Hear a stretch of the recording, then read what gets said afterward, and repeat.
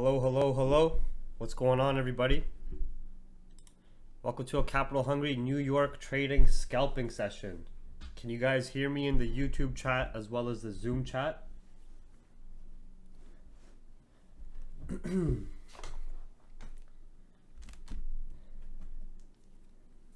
It's currently Wednesday, August 25th, roughly 7:30 a.m. Eastern.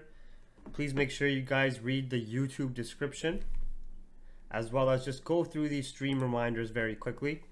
This is not direct financial advice, but after I give analysis on gold, GBP JPY, GBP USD, Euro USD, and USD Cad, as well as the US stock market index, feel free to ask questions about technicals, fundamentals, and overall financial markets. Do not spam the chat with some hyena behavior, gulag behavior, asking for direct signals or saying this up, this down, this going to moon, this melting down. I don't want to hear it. You know what I mean? I don't want to hear that stupid shit this morning. Any questions about Capital Hungry private chat, just go to the capitalhungry.com website. Keep that stuff out of the YouTube chat as well. We're just here to focus on giving back some value to the YouTube community, doing analysis, and obviously providing news, analysis, trade ideas, and more. All of your free Capital Hungry resources are on multiple places on the YouTube screen right now, whether it's in the YouTube layout itself, the stream reminders on your screen, or in the YouTube description. Okay? Please make sure if you guys want to learn more and actually upgrade your trading, you put in the required time and effort as a manual retail trader. If you guys come to the Capital Hungry resources, you have tons and tons and tons and tons of webinars here across various topics on the YouTube channel here. I think I'd even refresh this because I did a webinar yesterday. I just uploaded on the crypto markets, crypto market, crude oil educational webinar, some YouTube shorts, a little. This is just me in a video screaming for 12 seconds, trying to. That's just me screaming, trying to motivate you guys. Psychology webinars, technical fundamentals, everything you can find. Capital Hungry Twitter and the Capital Hungry free Telegram analysis channel. All right.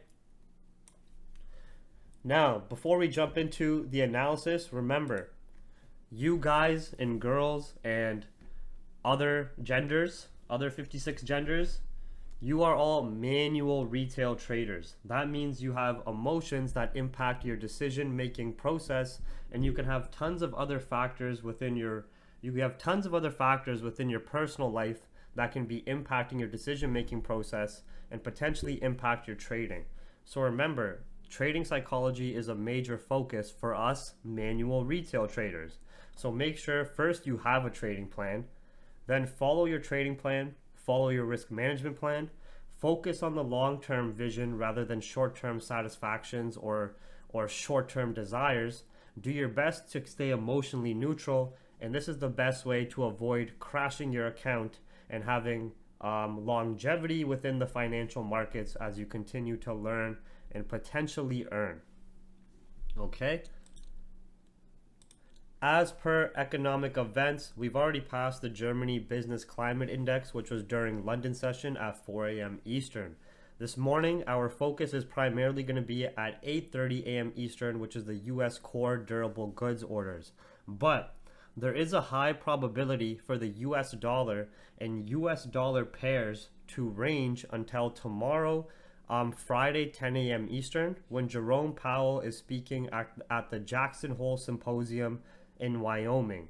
So it might not show it on economic calendars because it's not like an economic data report. But if you go to, if you can check any political events, it is right here.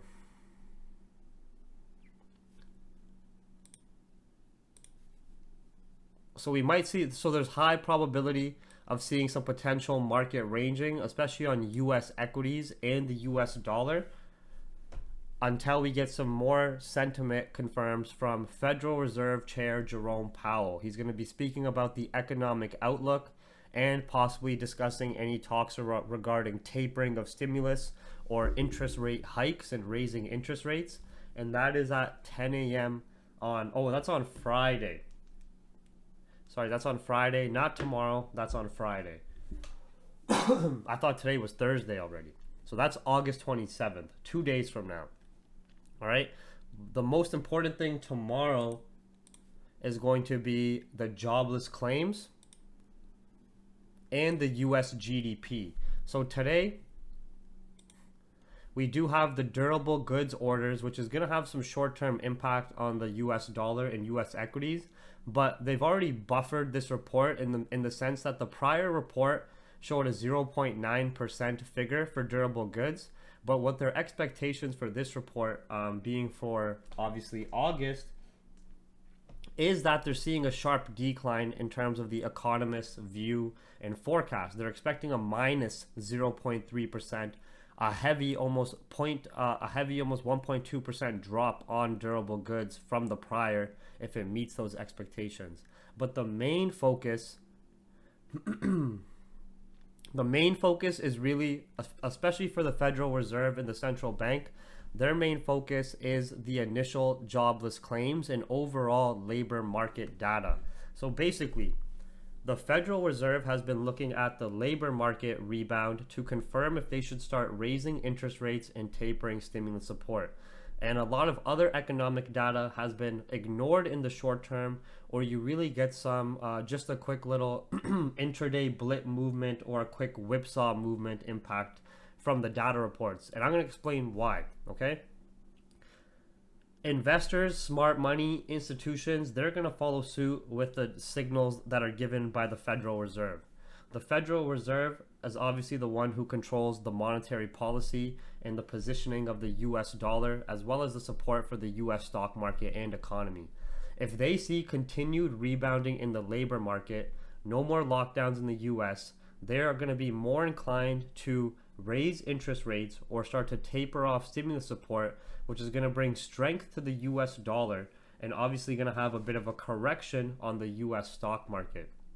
The reason why they're only looking at organically rebounding labor market data is because economists and Federal Reserve expectations are that if the labor market rebounds fully, everything else in terms of economic activity will follow suit naturally. So if you have people getting paid correctly and wages are healthily increasing, jobless claims are decreasing, unemployment rate is decreasing, non-farm payroll is increasing, showing a continued rebounding labor market, then their expectations are that other economic activity such as retail sales, consumer consumption, overall home sales, and other economic data figures relating to consumption, as well as inflation, will also level off and become healthier and follow suit, as people working, the general public going back to work, is really the lifeblood or the engine of an economy. Without that, you don't have anything, right? You're not going to have people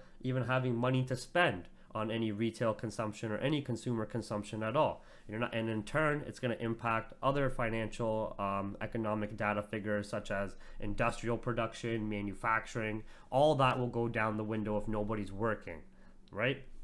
So that's why the focus for the Federal Reserve has been on continuously seeing rebounded labor market data, which it has been. If you guys have noticed the jobless claims reports, JOLTS jobs openings, again, non-farm payroll and unemployment rate, it has actually all been slowly starting to further improve, which has been bringing the US dollar some strength overall. But anyways, today at 8:30 a.m. Eastern, we just have the US core durable goods, okay? Now, let's start with some analysis on gold. When you look at gold, from the 1680 price grabs, and if you guys have been following the previous market update webinars or previous live streams, ever since those 1680 market maker price grabs we saw at a market open a few weeks ago, I have been in a bullish bias on gold. I've only seen gold do two things ever since we grabbed liquidity from 1680, which is a higher time frame demand area that's not random. The reason why I didn't see this as a gold flash crash is because the price point we came down to at 1680 was not a random price point. It was the last area of interest where we had a high printed, a pullback, a break above the high, an order block, and then pushed us into these all-time highs here. You can see we conveniently did a double bottom at that same 1680 price point before, and supposedly this quote-unquote flash crash also just conveniently came to 1680 there as well. Okay, so from that price point, we've had very aggressive bounces from this higher time frame institutional demand area, where a bunch of algos seem to be going off every time we hit that 1680 price point, and buy orders flood the market from there. When we're looking at the price action so far, we're still very bullish. I'm still in a bullish bias. You can see we're having some strong bullish price action, larger bullish engulfing candles, minor bearish pullbacks or consolidation zones, and this daily candle has yet to even create an upper wick yet. I'm not saying it has to create an upper wick, but so far we still are maintaining bullish market structure both on the intraday time frames and on the higher time frames. So when I'm looking at the market structure from these 1680 price grabs, all I've seen is two things: upside moves, pullbacks, continuations, consolidation zones, breakout, continuation, consolidation zone, breakout to a high, pullback move. And when you're looking at market structure, we're still maintaining overall intraday bullish market structure. We only have buyers continuously printing highs, profit taking from those highs, sellers jumping in to relieve them out of the market, then continuing back up past the highs, consolidating, and so forth. The same pattern I show you guys on other currency pairs as well. So when I'm looking at gold here, from this new high printed on the intraday time frames, right, you can see we're having a pullback phase that's going to retest the previous high areas in order block to the left while still maintaining bullish market structure, okay? Now, this does not mean you want to start jumping in buys right away, because gold always has higher potential to even do deeper, more aggressive pullbacks. Gold could come all the way down to 1781, and even though it's breaking a visual trend line, the trend line and lines in the chart are just for us to visually represent price movements a lot easier. I could move this, and easily, if we were to come to 1781, we would still be bullish on the higher time frames. Why is that? Because 1781 is the last price point of interest where we had an order block created, buyers jump in the market and extend us into new highs, okay? But anyways, when I'm looking at gold here, I'm looking at this pullback structure so far from these high points, and I'm also looking at this potential support and order block being created in this area, okay? Whenever I'm playing bullish structure and you have a pullback from high points, I always like to wait for a shift out of that structure to confirm buyers jumping back into the market. So in this situation, that would be a break and retest above 1795 and 1796, then look to take continuation buys back up to the highs. So this is my gold analysis. If we still have that, especially if you guys were just looking where the core durable goods data is expected to be poor, you can see here, which is at 8:30 a.m. Eastern, right? The core durable goods data, it has an expectation of a negative 0.3%. If it's around that data point, or potentially even worse, this can bring some short-term market fear that will keep a precious metal safe haven like gold continue to be bullish and potential to go revisit those intraday highs that were just printed by buyers, okay? So the buy areas I'm looking for are a break and retest above 1795, 1796, and if we come back above 1803. I would only be looking for sells on gold as deeper pullbacks if we could break below 1789 higher time frame key level. Okay? Does that make sense for everybody? So you can see it's the same thing. If I was to zoom out here, look at this piece of price action here, which is just a bit of a smaller pullback phases, and look at this piece of price action as well as this piece of price action, This was more of a consolidation zone and order block. Remember I told you guys the market can move, if the market is in bullish structure, in a bullish trend, the market can move up in two fashions. You're either going to have a high printed, pullback and continuation, or you're going to have a high printed consolidation zone, orders flood the market and continuation up. That's it. The issue is, with a lot of aggressive pullbacks, and for manual, retail, technical only traders, they see the pullback as a reversal, or they see the consolidation zone as a resistance being formed, and they try to shift the bias and fight the market. It's not the case. So for example, let's look at these examples here. You have a high printed by gold in this situation on the intraday time frames. You enter a pullback phase, you find a base, and as soon as you have buyers jump back into the market at better demanded price points, you go back up to those highs and potentially higher, right? Now, same thing here. You have another intraday high printed by buyers. You enter this pullback phase that almost runs 100 pips. You find that double bottom support in base, and as the market structure is still bullish, you have buyers jump back into the market to take you at least to target those intraday highs and potentially higher. Here, instead of having an aggressive pullback phase, we had a consolidation zone. Liquidity enter the market, right? Never broke market structure or broke the previous higher low price point, never broke below 1772. Buy orders flood the market. You have this accumulation and consolidation, and then same idea, you break out into these new highs printed by buyers. So now, the situation we are at now, new highs printed by buyers again. Now we've had a pullback phase for the time being. This pullback phase is starting to see a bit of a support and bottom being created at a retest of the previous price sensitivity area. If we don't break below 1789, what do you guys think? It might not happen today, it might not happen in 1 hour, but what do you guys think the pathway of price is going to potentially be here?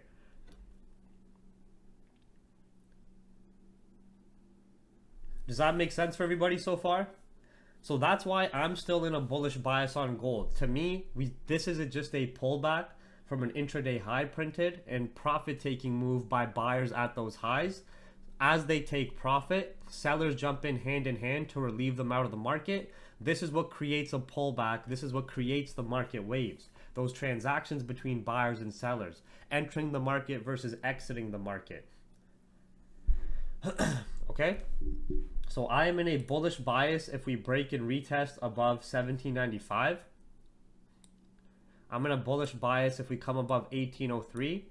I'm only looking for sells on gold through our New York trading session for scalps or intraday trades if the economic data is extremely strong on the US side. If the durable goods is extremely rebounded and we see US dollar strength, then we're going to adapt accordingly. I'm only looking for sells below 1789 and 1781. My main bias is still the buys in maintaining the buyer structure and the bullish structure for the time being, especially on the higher time frame when we look at that those 1680 price grabs. Okay, so any questions about gold analysis, or do you guys mind if I go to GJ now? Basically, my main bias on gold is bullish. Okay, if we have weak durable goods data in a break and retest above 1796 area in 1803, I'm looking for buys at those higher time frame key levels. I would only be shifting my bias in the short term and looking for sells on gold if the US core durable goods data is extremely strong. It leads to dollar strength and a break below 1789. Breaking below 1789 will bring us well below these previous highs and bring us well below this order block as well, with the potential to dig deeper there. But the main bias is obviously on the buy side. Remember, for anybody who's going to be joining late, which they probably will be joining late, Tell them that they can always rewind this webinar to see the analysis we're giving across pairs, currencies, precious metals, and so forth. All right. So that's my analysis on gold. We're going to be waiting for those confirms. I'm just going to be waiting to actual New York Open, because New York Open could possibly dig a bit deeper, create another liquidity grab wick, then continue our way up and above 1796 being the safer buys and so forth. Okay, now that's for gold. When we're looking at market sentiment, you can see that Japanese yen has just been in a bit of a range, but we had this technical double bottom in this area starting to create some bullish structure, with the potential that if yen goes bullish, we can have some weakness on GBP JPY. But Japanese yen stand alone on the higher time frames here,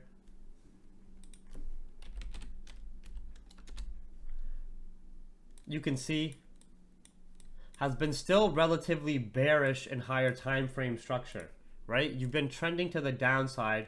We've more just entered a higher time frame consolidation in this area, and especially with the indecisive price action we had here. So for our GBP JPY analysis, we're going to be waiting for Japanese yen to open up at around in the 10 more minutes at New York Open as well.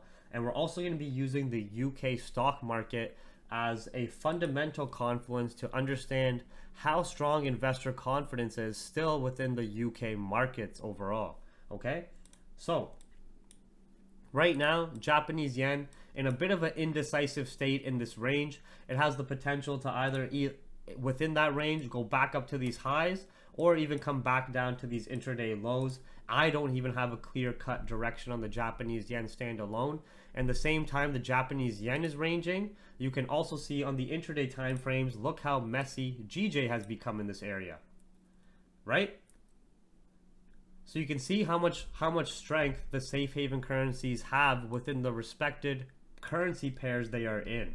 So the analysis on GBP JPY is going to be as is, with basically, let's zoom out here. You can see within the higher time frames, we are in what I like to call a bit of a price squeeze, okay? From these highs printed by buyers, we've had this very aggressive bearish structure pullback phase. And we're also squeezing between these last price sensitivity area lows, where from the start of 2021, GJ has not broken below here, okay? So you can see that we're in this indecision area on the higher time frame, where if we don't break above 152s, there's still the potential to come back down to these low point areas, especially if market fear develops. We'd really need to break above 152. I'm not talking about like scalp trades right here. I'm just talking about some higher time frame analysis. Like the way I was telling you guys about how markets trend,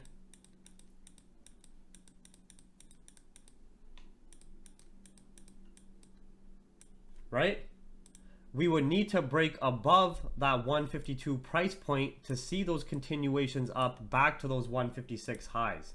You can see on the higher time frame, we've still been overall bullish, but we're in an indecision area, in a bit of a price squeeze and technical wedge pattern between these 148.8 low areas and obviously this bearish market structure pullback from these highs.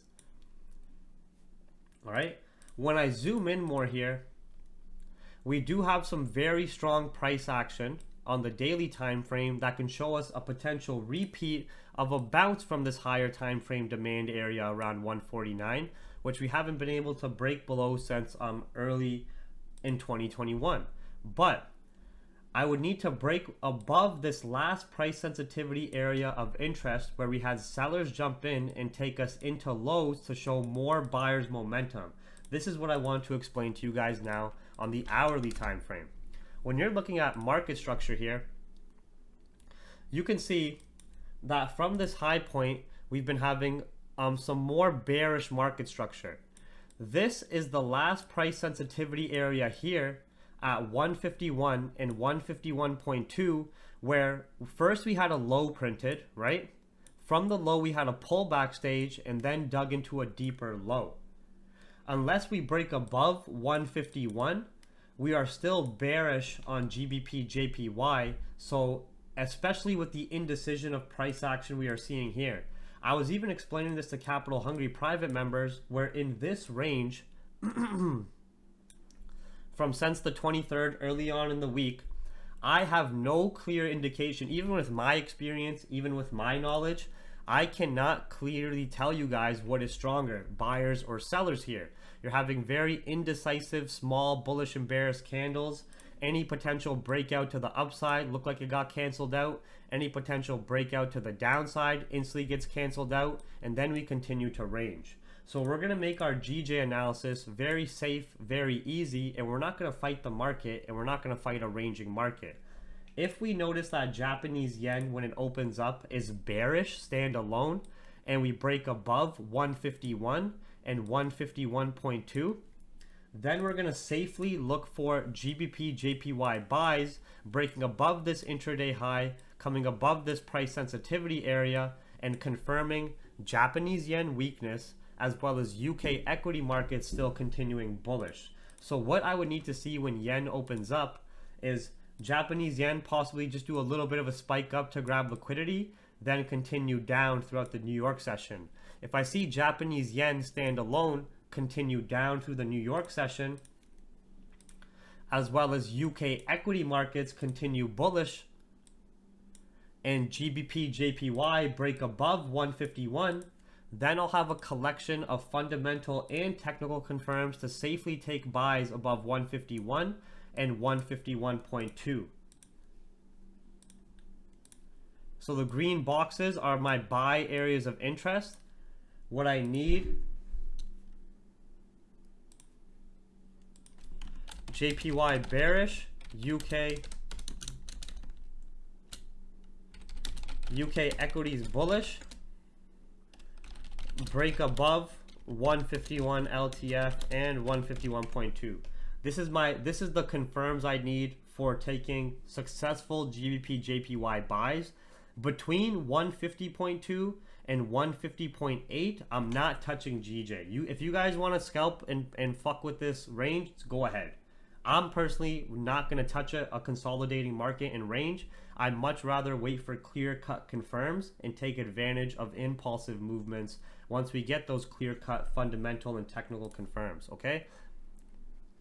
Now, like I told you guys, I don't have a direct main intraday bias on GJ right now because this price action, as well as the higher time frames, is showing me a lot of indecision. The intraday range is showing me a lot of indecision, as well as you can see the higher time frames in between that squeeze. Okay, so that was the buy analysis. I'm only looking for sells on GJ if we break below 150.200 and 150 flat to potentially target these intraday lows that were created. And I would need to see market sentiment be more bearish, Japanese yen strength,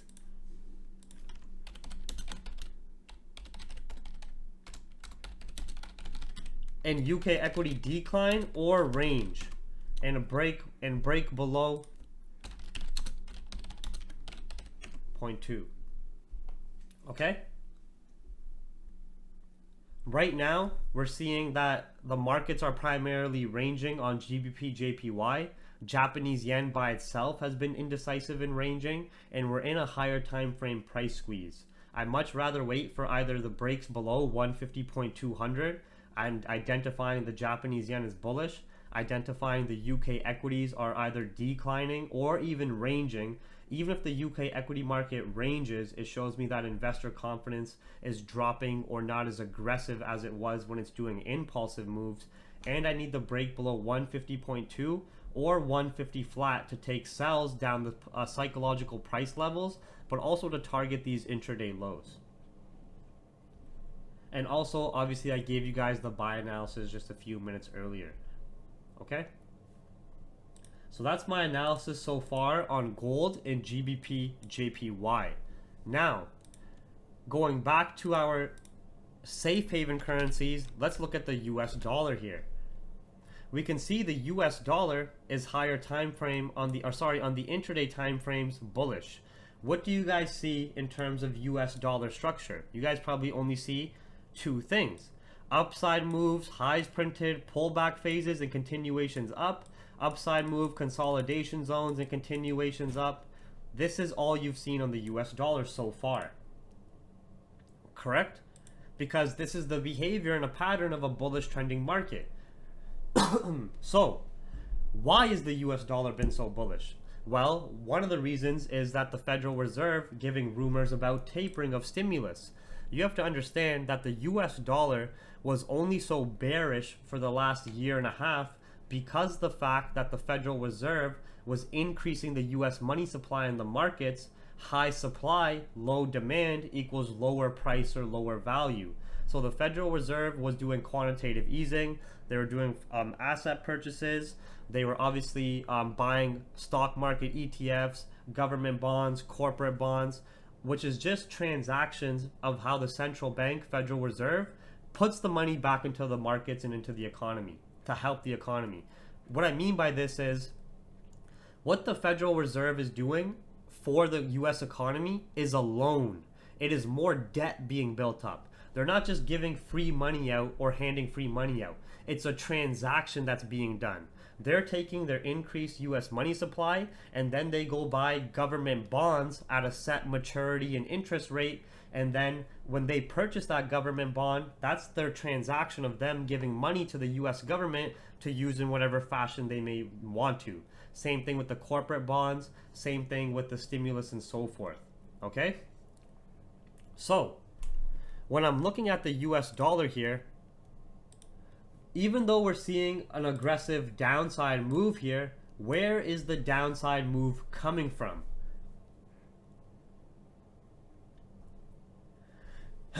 It's coming from at least a new intraday high being printed clearly above the previous high.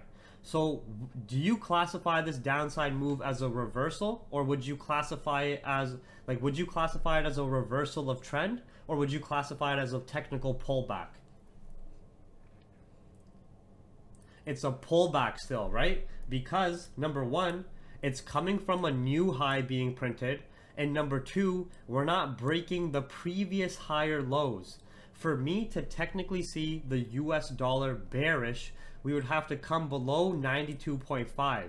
This is the last price sensitivity price point in area where you had an intraday high printed, pullback, and continuation up into new highs, right? Now, when we look at the candle structure, look at the candle structure and the patterns you see here with these pullback fashions.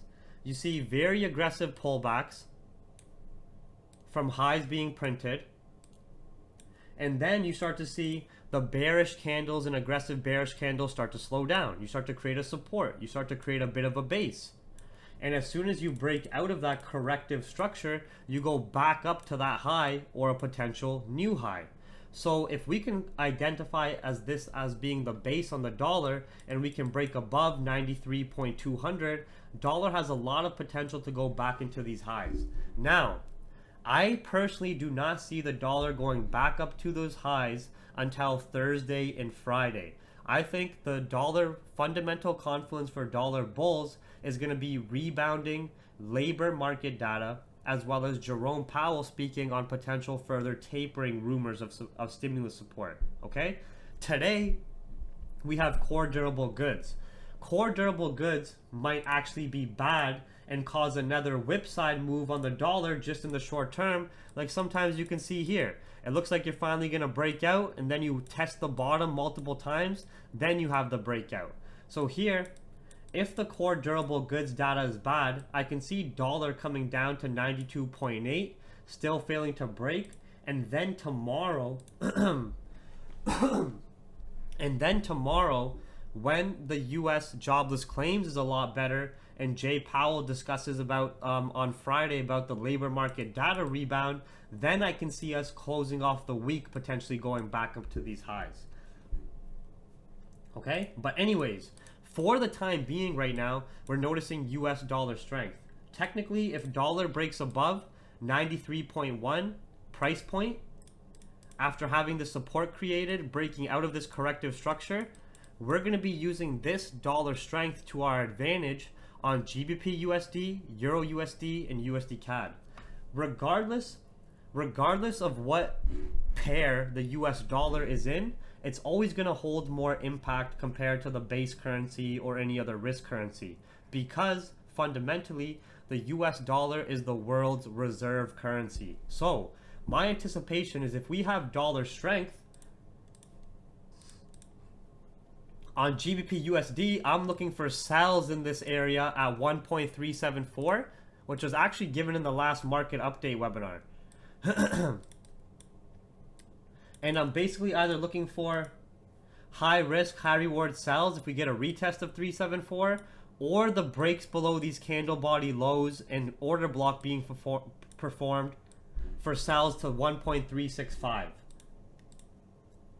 If we have that US dollar strength come back into play, potentially go back to revisiting those highs, technical breaks below 1.37 flat, I'm looking for GBP USD sells. Okay?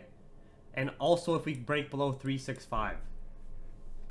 When you're looking at the intraday time frames and structure on GBP USD, you can see ever since with that US dollar strength, we've had sellers continuously print intraday lows, have pullbacks, and move in this fashion, with this just being more of an aggressive pullback.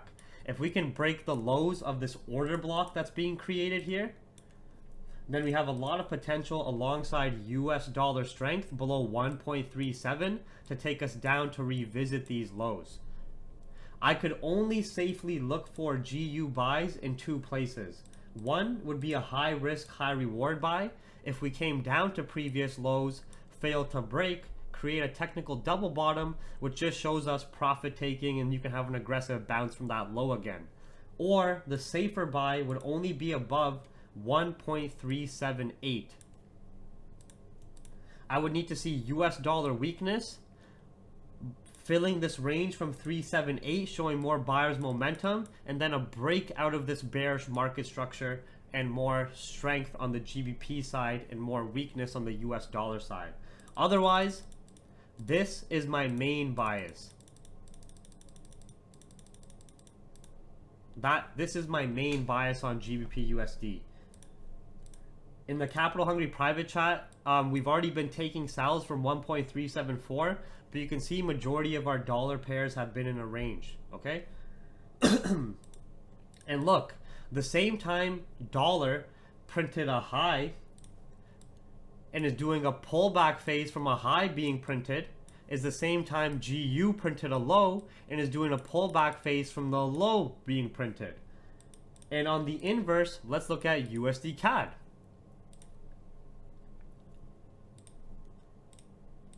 What do you guys see on USD Cad?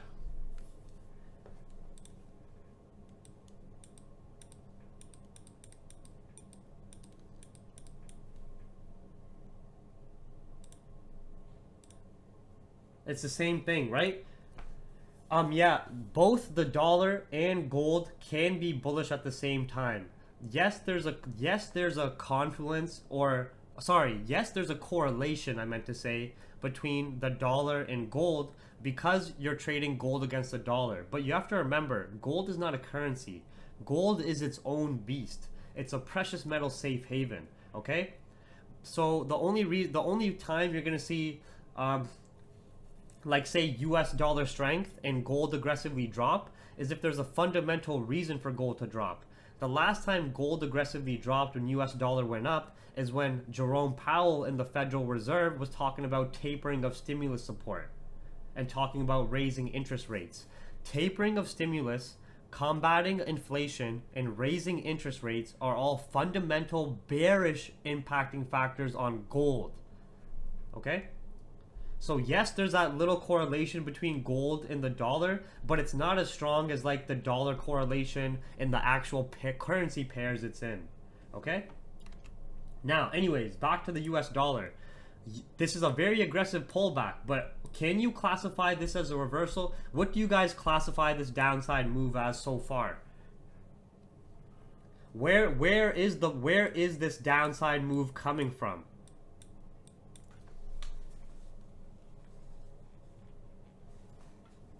Okay, right? It's a pullback from new highs being printed by USD Cad buyers. You can see it's normal. The market moves up in two fashions. Consolidation zone order block, pullback continuations to the upside. You don't break overall bullish market structure, and it's the same thing potentially here as well.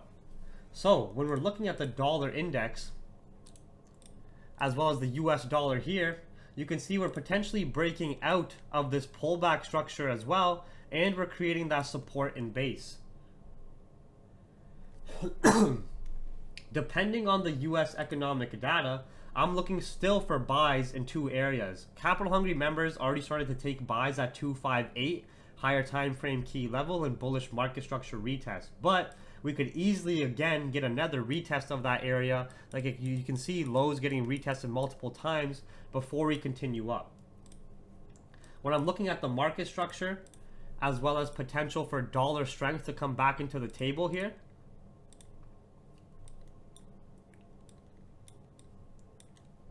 if dollar can break above 93.1, I'm looking for UCAD buys in these green box areas. Gold is on an inverted flag and pole. You look like you gotta pull up your ass with what you're saying there. What the fuck is an inverted flag and pole? I got no clue. Start your own stream and then tell people about that. Okay, anyways. Either we get a pullback to 258, continuation buys, high risk, high reward, or the break above 2645, or the break above 27.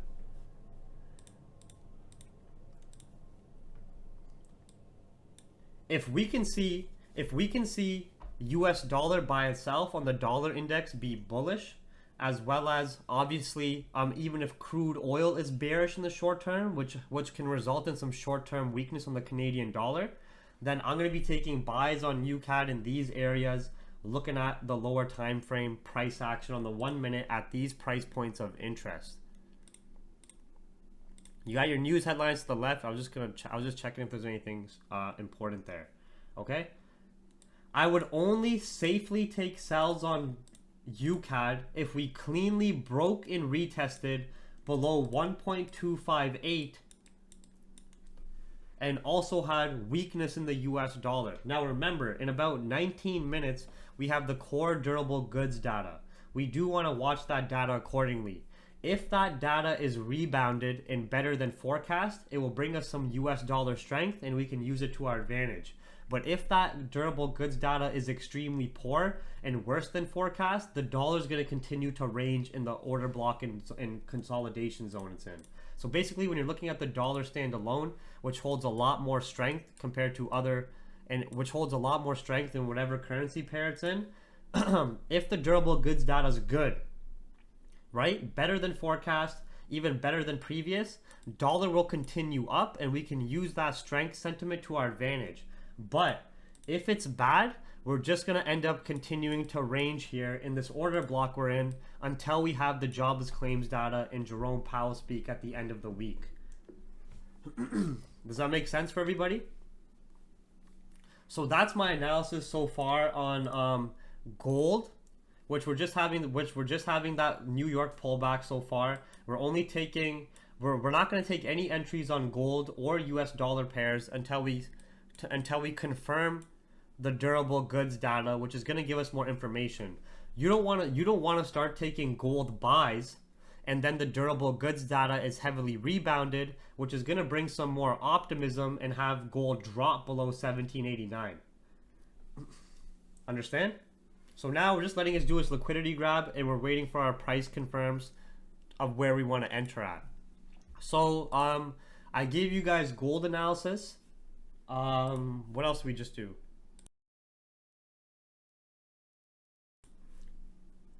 So we went through gold, we went through our GJ analysis, we went through GBP USD as well. We'll put this on the hourly time frame. We'll see if we get a break below this zone in dollar strength. USD Cad, I gave you guys analysis. Did I do Euro USD yet? Okay, Euro USD is same trade idea as GBP USD. All right, exact same. If we have dollar strength, We've already rejected the bearish structure for the higher risk, higher reward sells. Next set of sells below 1.72. Looking for sells down to these lows. Previous durable goods data was lackluster, so their expectations for this one is very poor, but they really buffered the report. They really have poor expectations. What I mean by that, what I mean by buffering the report is prior data was 0.9%, right? Which is not bad. It's not terrible, but it's not good, but it's not terrible. But this time they're expecting a negative figure. They're almost expecting a over a 1% drop on the core durable goods data here, right? So they're sort of buffering this report in the sense that if we're better than this negative forecast, it's going to be seen as good data. Do you understand what I'm saying? Like they really have low expectations for this core durable goods report with this minus 0.3% forecast. If it's worse than that, dollar's going to weaken, gold's going to go up, and we're going to use that to our advantage. But I think that the way they have these very low expectations, I think the durable goods is going to be worse than 0.9%, but still better than negative 0.3%.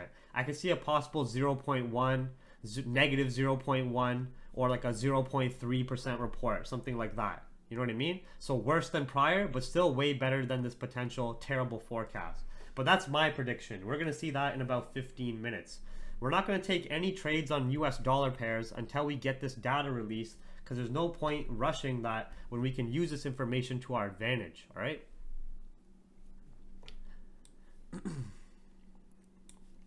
But I would only take buys on Euro USD above 1.84. You can see market structure wise, it's the inverse of UCAD, where instead of having bullish market structure and highs printed in pullback phases and continuations up,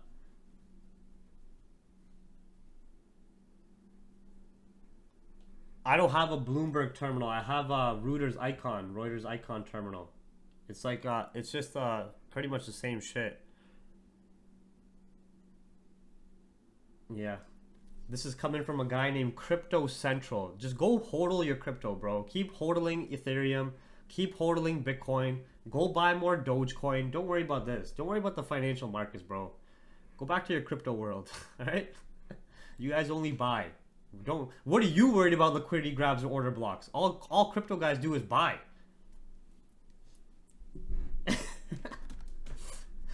Right? And also, you can identify order blocks and liquidity grabs technically as well. You know that too, but you might not have the education to do that. But yeah, I don't have Bloomberg terminal. I got Reuters icon, which is what I keep showing you guys on this economic monitor. This is just one application of it. Yeah, Mr. Crypto Central. Anyways, instead of seeing bullish market structure, all you've seen on Euro USD is consolidation zone, breaks to the downside, pullbacks, lows being printed, pullbacks, lows being printed. That's it. Right? So we're still respecting bearish market structure, and we always obviously have potential US dollar strength to come in with that core durable goods data. This guy said, "You're chatting nonsense, mate. Your name's Crypto Central, bro. Is there anything else we need to say? You came in here trying to talk about financial markets being a crypto head. Like, what do you have videos on your channel? No, don't make us roast you. Let's see. Let's do a quick low. Let's see if this guy's got videos. Crypto Central. Which one? Oh, there's like fucking 50 Crypto Centrals, man. Which one is he?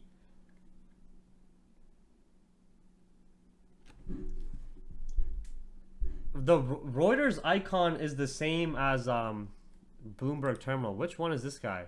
Which one is he, guys? He's not even he's not any of these. Never mind. Nah. I can't find him. There's like 10 Crypto Centrals, man. This guy's not even original with his name. Is it him? Is it this one?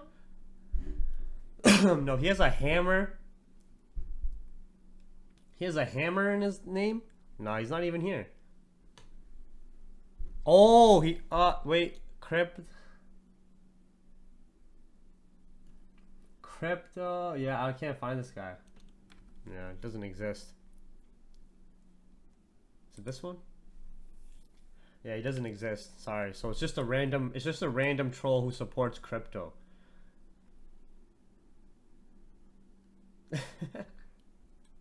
Yeah.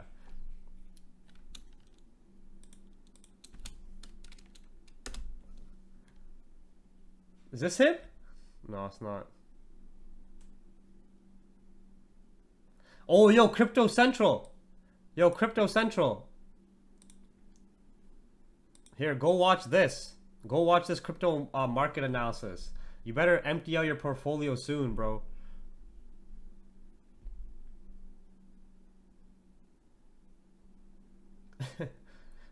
All right, yo. Anyways, let's go back to focus here. Yo, hyenas. I'm gonna let you roast Crypto Central in the chat. All right, you guys roast him in the chat. He's probably stocking up on Shibu Inu coins. Man's probably stocking up on CumRocket coins. You guys ever heard of CumRocket? He's probably loaded up on CumRocket.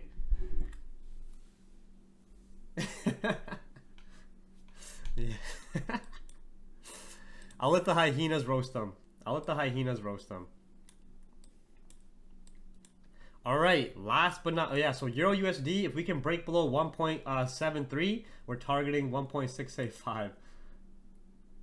Damn, you guys are roasting him harder than me. All right. God damn. We trained the hyenas well. Hyenas love to roast now. Remember how hyenas and everybody on YouTube was like, man, why are you guys so mean? Why are you guys roasting? It's just all good. It's all in good fun. It's all in good fun. All right, so what did I forget here?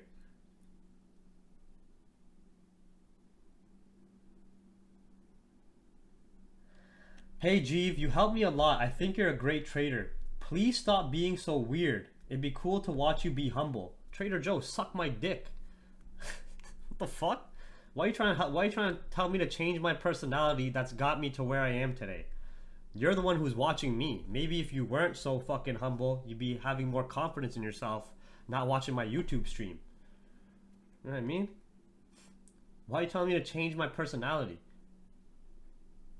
Please be more humble so I can watch you more and not see you swear. Like, what do you mean? Like, suck my balls. If you want me to be humble, you better give me a blowjob. Are you gonna give me a blowjob? Probably not, right? So I'm not gonna. Why would I listen to you?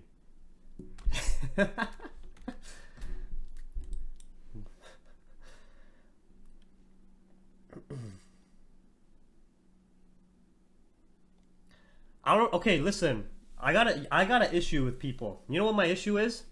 That people think I'm not humble because of the way I talk or how aggressive I am. If I wasn't humble, or if I didn't have any type of humility, why would I have over 150 webinars on my YouTube channel for free? Why would I be giving away economic headlines on my Twitter for free? Huh?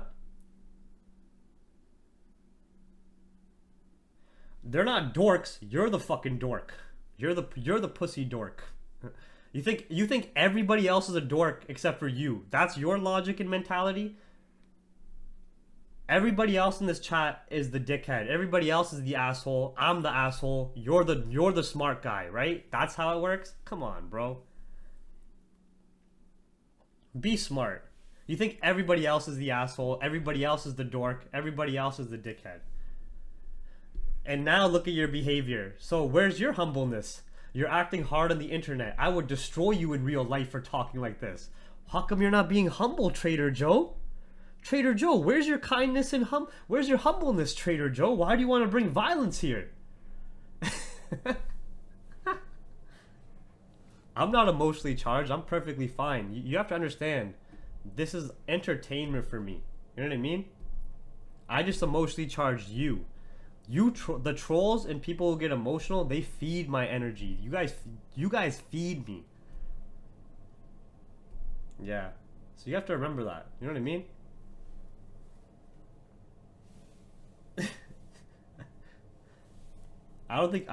half you guys don't even know what I look like. So it's just weird. Yeah. Yeah, we got 7 minutes. We're waiting for the durable goods report. Hey, at the end of the day, you guys are you watch my stream all the time, Trader Joe. You watch all my videos, you watch my stream, you try to learn trading from me. Never forget that. Never forget you're using my value. You're using my information. You're using my knowledge. Never forget that. Never fucking ever forget that. Don't you dare ever forget who you come to watch and learn from. All right? And Iron Man pulled up. Fuck. Fucking Clay pulled up. My boy Clay's in the building.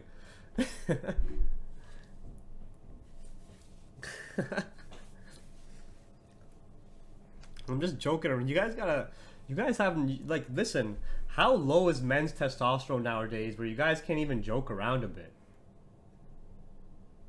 If I'm just a weird dude, then why do so many people want to talk to me or want to watch my streams or want to, like, be in capital hungry or all this stuff? Like, bro, he's like, look how butthurt you and your crew got. What? Anyways, we're waiting for the core durable goods data. Trader Joe and his fucking brown and yellow fruit of looms, not changed in 2.5 weeks. Been sitting on the couch ordering Uber Eats every fucking day. Pissed off right now. He's pissed right now. Oh man. No, we're just waiting for the economic data. I don't make any money off YouTube. My YouTube account is demonetized for, like, a lot of the rants I did about society. Like, my YouTube account is not monetized. You know, I hope you guys know that, right?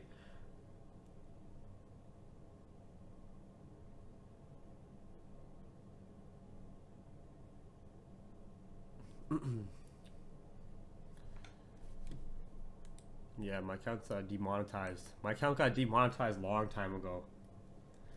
You're the one cursing up a storm, saying some weird gay stuff. What gay stuff did I say? What the fuck you talking about? I would want Trader Joe. I bet anything I would say it to your face. I bet anything I would say it to your face. I bet capital hungry. I bet trading. I bet everything.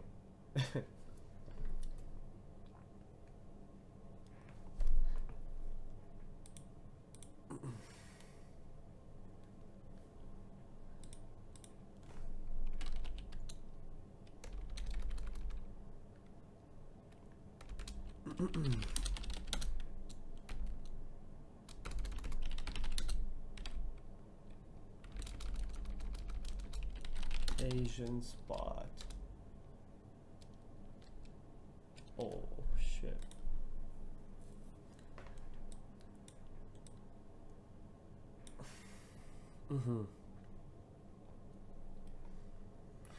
Siraj, those are the videos. Those society videos are the ones that got my account demonetized. Yeah.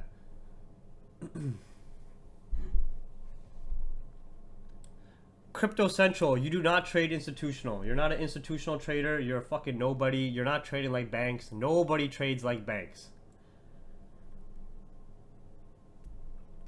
Crypto Central says he's an institutional trader who doesn't need to stream, but he's in my YouTube stream with a YouTube name called Crypto Central. No, none of you trade like banks. Nobody trade like banks. Okay, sorry. You guys do not have high frequency trading. You don't have the technology for it. You don't have the resources for it. You don't have the money for it. You do not do this. You do not do this. You are not this. Sorry. None of you. Sorry. Not me, not you, nobody. No, you don't work for a bank either. Even if you work for a bank, you don't actually know how the bank trades. You're just an employee of the bank.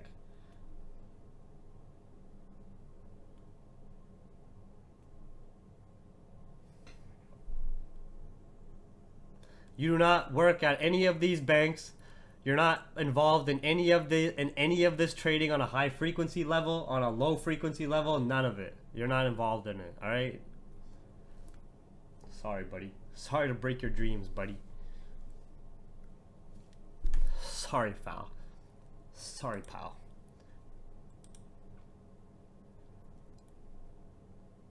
All right, we got 2 minutes. We're just waiting for this core durable goods data, and then we're gonna see if that brings any. We're gonna watch the impact on dollar, and then we're gonna execute trades accordingly based on that data. Headlines are pretty quiet so far. Japan's prime minister is talking right now. This could impact Japanese yen in the short term. Oh, he's just talking about Afghanistan. Never mind. Oh. Japanese Prime Minister will decide this week 1.4 trillion yen from the reserves for additional costs. So we got more stimulus coming, eh? We have more stimulus coming in the US as well as Japan. The gulag made the crypto central kid cry. Yeah, man. I'll just let the hyenas talk to him. I already gave my analysis. We've already, oh yo, by the way, anybody who's coming late, while we're waiting to execute on trade ideas, if you rewind the stream, you'll get fundamental and technical analysis on gold, GBPJPY, GBP USD, Euro USD, and USD Cad. We didn't do US 30 yet. Oh, never mind. Oh, I told you. So it's not as bad as expected. It's worse than prior, but not as bad as they thought. A minus 0.1%. Yo, my prediction was on point. My prediction was on point here. The durables X transport is actually better, and this is worse than prior, but not as bad as the expectations.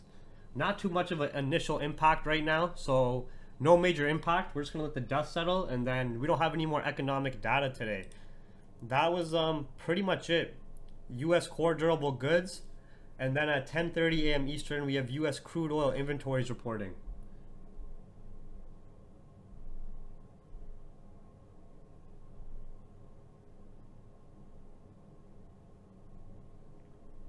Yeah. Were you told about my stream from your institutional friends? Did JP Morgan CEO tell you about my stream?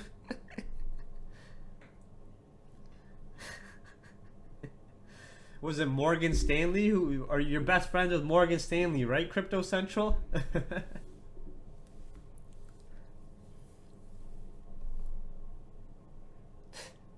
Was Morgan Stanley recommend my stream to you? My YouTube stream?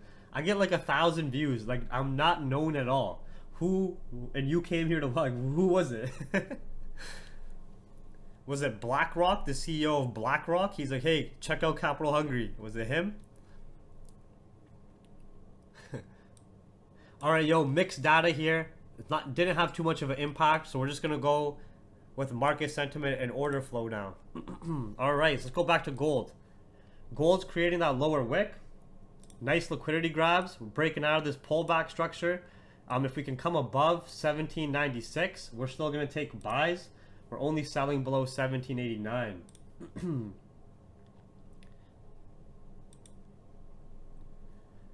GJ, no entries yet. GU, we're going to be selling shortly. Once we get clean breaks below 1.3704. Euro USD, we're waiting for 1.73. Yeah, it was mixed data. Didn't have too much of an impact. Dollar movement still pretty regular here. We just need dollar to break these like candle body highs. We can use that dollar strength to our advantage.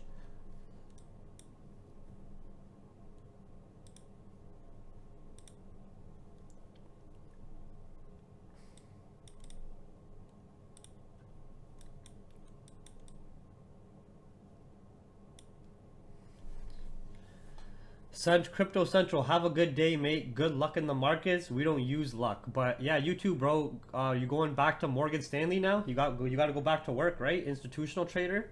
You just came to watch a YouTube stream. Now you're about to hop in your Rolls Royce, go back to Wall Street, buy some more Bitcoin to hodl it. The psychological PPL stand for psychological price levels. It's specific on GBP Jpy. So you have 0 flat, 0.200, 0.500, and 0.800.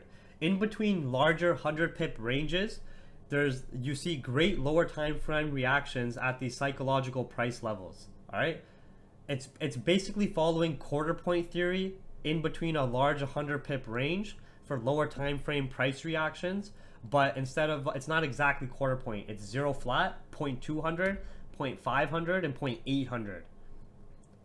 So these are the PPLs are just placed automatically on those areas for reference points. All right.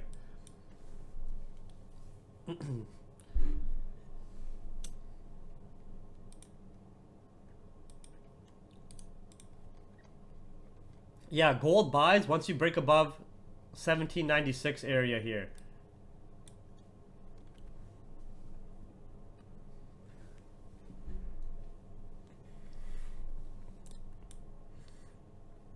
Yo, okay, yo, real talk right now. Everybody in the chat right now. Real talk between all of us. If anybody is actually getting offended or hurt between banter on a YouTube stream, or you guys talking shit to me, or me roasting someone else, I highly advise you quit trading, all right? I don't think you're gonna have the emotional stability or control or thick skin to handle trading the financial markets, all right? All right? Like, this isn't like, I don't know anybody here personally. You don't know me personally. I don't take anything to heart. I just roast back. It's not a big deal.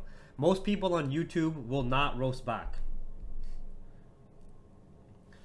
Jane, that's a good question. That's actual quarter point theory. But through my own personal back testing, I found much better reactions at 0.200, 0.500, and 0.800 for my own back testing over the years. The actual quarter point are the digits you said, but on GBP JPY specifically, if you go check lower time frame or back test, right? How long have you been spotting that gold chain? Are you part of the Savage Gang? I actually started wearing that gold chain recently. I didn't buy it. It's a gift from my grandmother in India, and she's been in the hospital. So I've been wearing it for sentiment value, not because like I want to show off. I didn't buy that chain. It's worth like 25K, but I didn't buy it.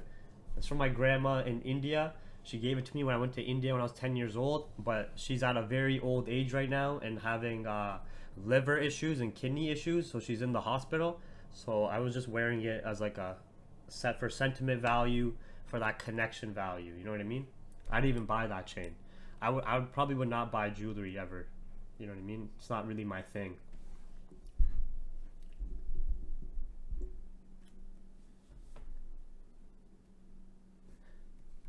Yeah, gold, we're only selling gold below 1789. We're buying it above 95. GU sales are coming up. GU sales, potential UCAD buys, and Euro USD sales are coming up as long as dollar can continue bullish here, which it does look like. Vespucci, thank you for asking. Weed detox is going fucking terrible.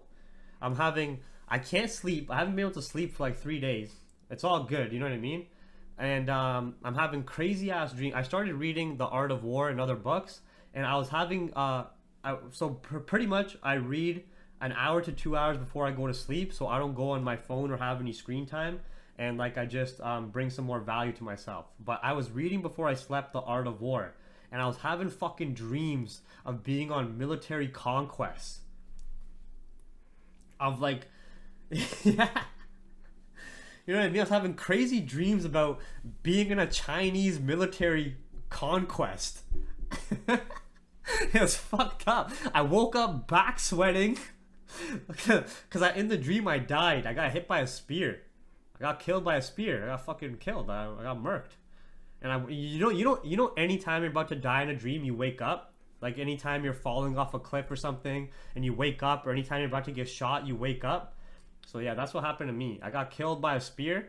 I woke up and my bed was drenched in sweat. I was sweating. I didn't even know.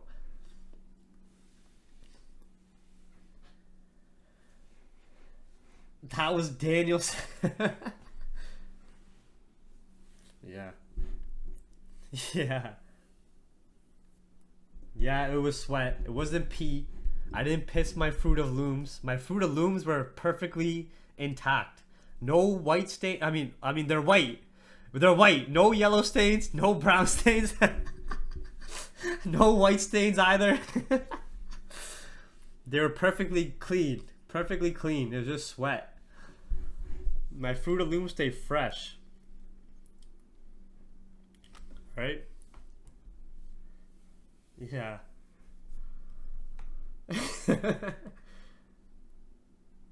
Oh, your mind doesn't know what happens after death, so you'll wake up when you die in your dream. Holy shit. Oh my god. That's a fucking mind blast right there. That's so true. That's why we always wake up before we die in our dreams, because we don't know what happens after death. Holy shit. I never knew that. That's some big brain shit right there. My mind just got blown. That's the reason behind that, eh? I always wondered why. Like, you ever have those dreams where you're fighting someone and you get your ass kicked? You ever have those dreams where you're fighting someone and it feels like you can't throw punches, go in a slow motion, or you can't run away and shit? And then you die in your dream, and then you just wake up.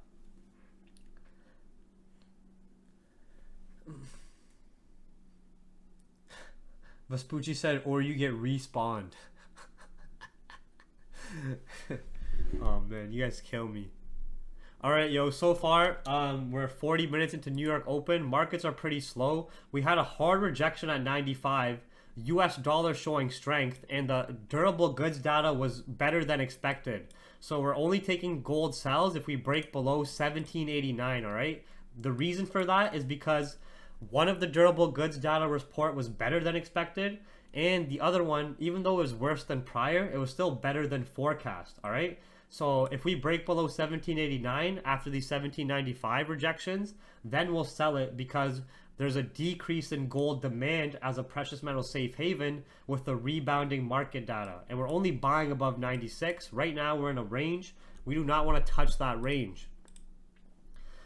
GU sells are already active below these lows so far. I want to see if we can get a retest and continuation to the downside. But keep in mind, we got new 4-hour candles in 15 minutes. Euro USD is also coming to our sell area, and we're buying UCAD above 1.264. We just have to be patient and wait for our entry confirms now. US 30. Oh, I forgot to do US 30 analysis. Let's do US 30 analysis. Okay, stonks only go up. But why have stonks only been going up? Who wants to answer that question? You know the meme, stonks only go up? That's fair. It's right. Besides heavy corrections and crashes that are opportunity for the rich. But why have stock markets been so bullish, even though during this period we still had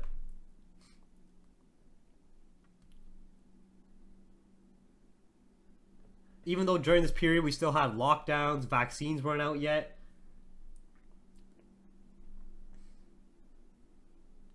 If you said anything related to Federal Reserve support and stimulus, you are right. All right? The Feds have heavily increased their U.S. money supply and quote unquote printed out more U.S. dollars, even though it's not really printing anymore. It's just fucking it's just a digit on a screen they edit. You know what I mean? It's not actual printing of money anymore. They just edit a digit on the screen and say, okay, we got more money supply. And that money from the Federal Reserve has been flooded back into the U.S. economy, given to the U.S. government through government bond purchases, given to corporate America through corporate bond purchases, given into the U.S. stock market through ETF purchases, and also not just the Federal Reserve support. You also have smart money in the institutional investors riding the wave with the Feds. Smart money and institutional investors know there's going to be more support happening for the stock market and U.S. economy, so they start pooling in from these sale prices as well. So the only thing you've ever seen happen on the U.S. stock market index is upside moves, pullbacks, continuations up. That's it. All right? So stock market is gonna stay bullish until what is gonna be the next reason for a little bit of a correction on the stock market. I'll show you guys here as a 2008 example as well. For example, do you guys see how 2008 you had this financial crash? Then you had the Federal Reserve come in and start printing the US dollars.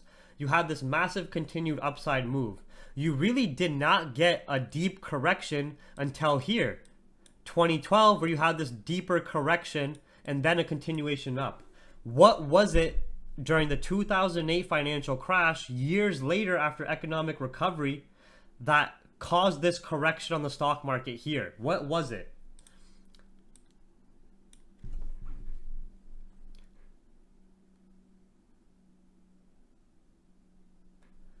It was the Federal Reserve increasing interest rates, tapering stimulus support, and doing the opposite of what they did to flood the markets. This isn't going to cause the market to crash, but the increasing of somebody said Brexit. he deleted his message too. I read that. I read that. Fuck my life, man. Anyways, the Federal Reserve did the opposite of their policy tools that it took to have the market go bullish. So here, instead of having interest rates cut, instead of giving more stimulus, instead of more quantitative easing, years later after the economic recovery stage, they start to increase interest rates. They start to taper stimulus support. All right?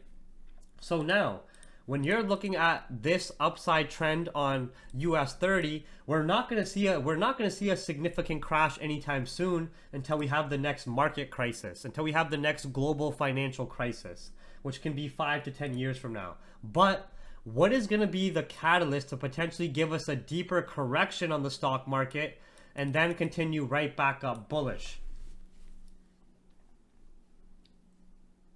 Right? I don't think US stock market's going to crash anytime soon. I don't see any type of crisis anytime soon, but I do see the potential for a much larger correction to revisit some higher time frame price sensitivity areas. And what would be the reasoning for buyers to take profit out of the market and sellers to jump in and create that correction? Remember, what was keeping the stock market so bullish for this whole time?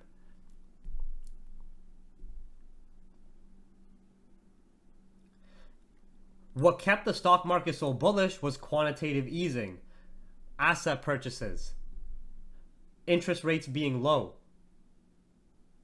right? So when the Federal Reserve starts to taper off stimulus support, when they start to increase interest rates, this is going to give a fundamental reason for stock market buyers to take profit and also give us a deeper correction on the stock market before we continue back up. But we are not going to see any downside move on the stock market until the Feds increase interest rates. All right?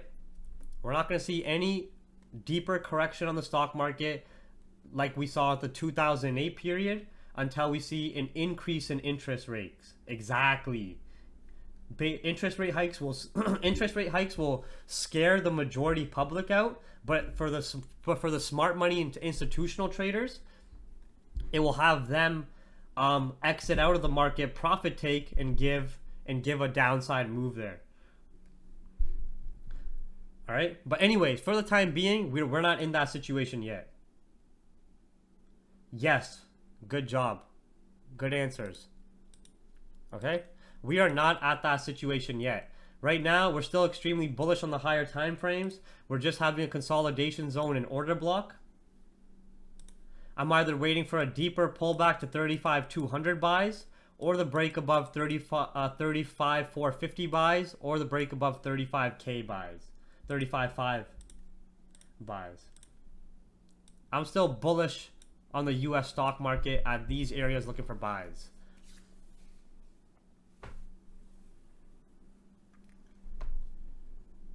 Okay? We're not going to see any large corrections. We're not going to see any large corrections on the US stock market until interest rate hikes are rumored again and we get more tapering talks. Yeah, GU, we're just going to be waiting for this hourly candle to close as we have new 4-hour candles. Gold, we're coming back above our buy area of interest after this secondary liquidity grab here.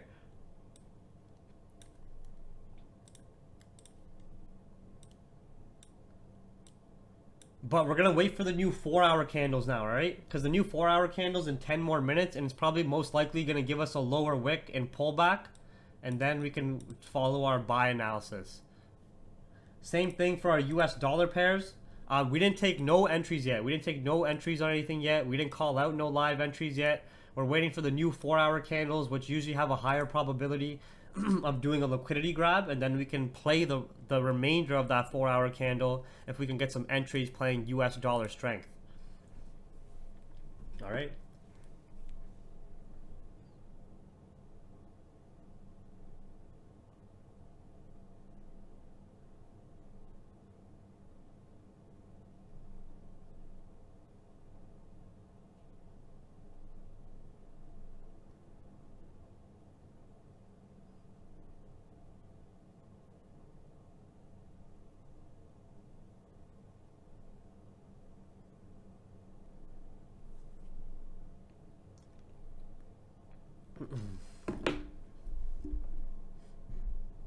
Wait, so OnlyFans is keeping porn? Fuck, man.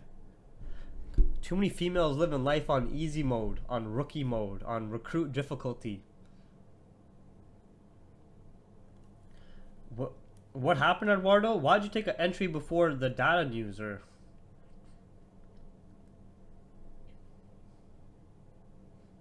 you should have just waited.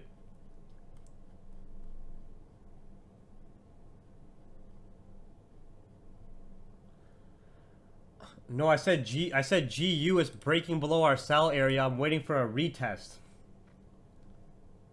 Somebody sold at the very low. I said we're breaking below our sell area, but I want a nice retest. We're getting that as well, but I'm just waiting for the new 4-hour candle. All right. These 4-hour candles are closing in like 8 more minutes. I don't want you guys to get caught in the 4-hour candle making a quick upper wick and then coming back below our sell area. It's just called smart, like it's called common sense.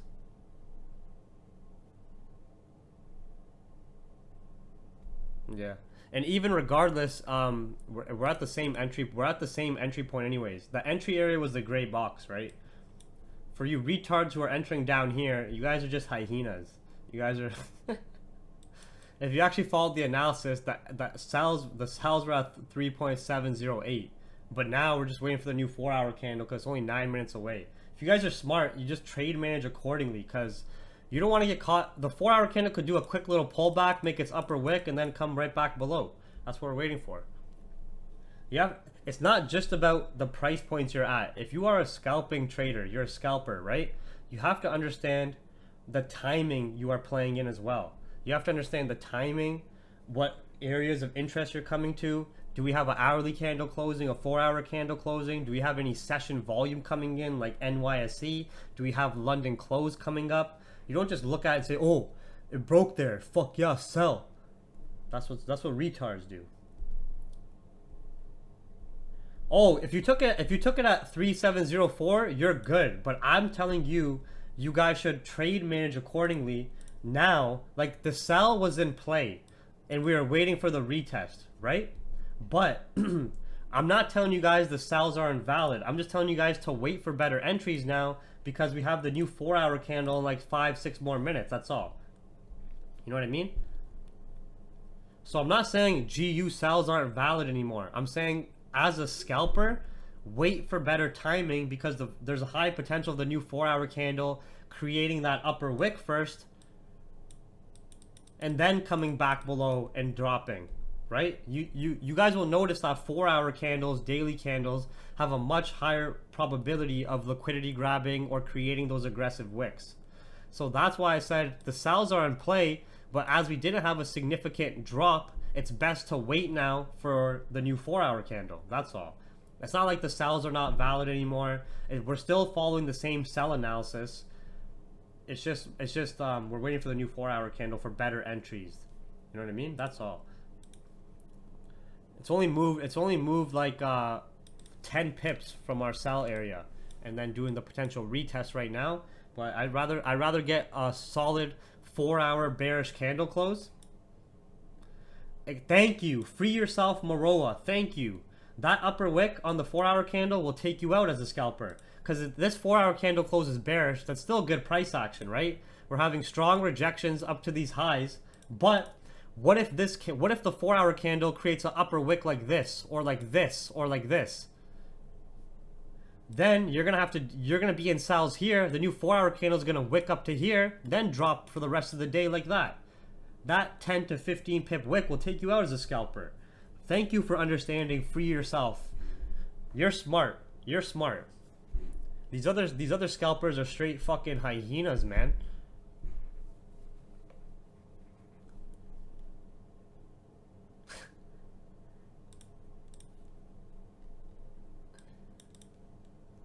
Right? So that's why I said let's wait now for the new 4-hour candles. It's only 6 more minutes.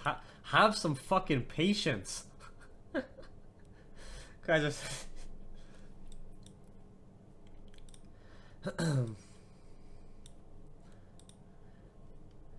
Same thing with gold here. The new 4-hour candle will probably give us a quick little lower wick and then continue back up bullish in this fashion. We're still just maintaining overall bullish structure on gold. Unless you already took scalps on gold yourself, we're just waiting. I'm just waiting for the new 4-hour candle and NYSE volumes. We still have like the best advice I give scalpers is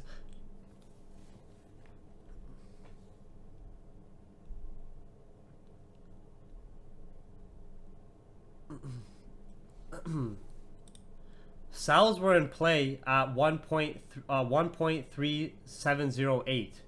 But we didn't drop as much as we wanted by the time the new 4-hour candle is going to be setting up. So why would you want to keep holding sells as a scalper when a new 4-hour candle is opening? Are you a fucking retard?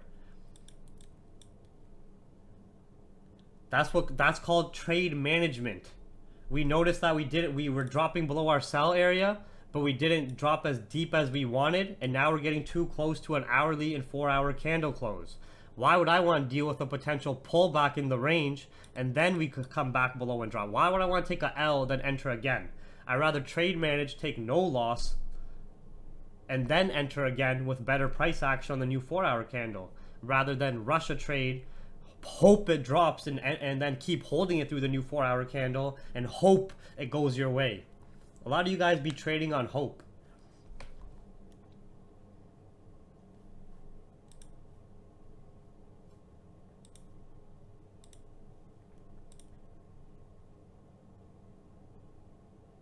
Smoking hopium. It's not like our sell analysis or sell bias is changing. You know what I mean?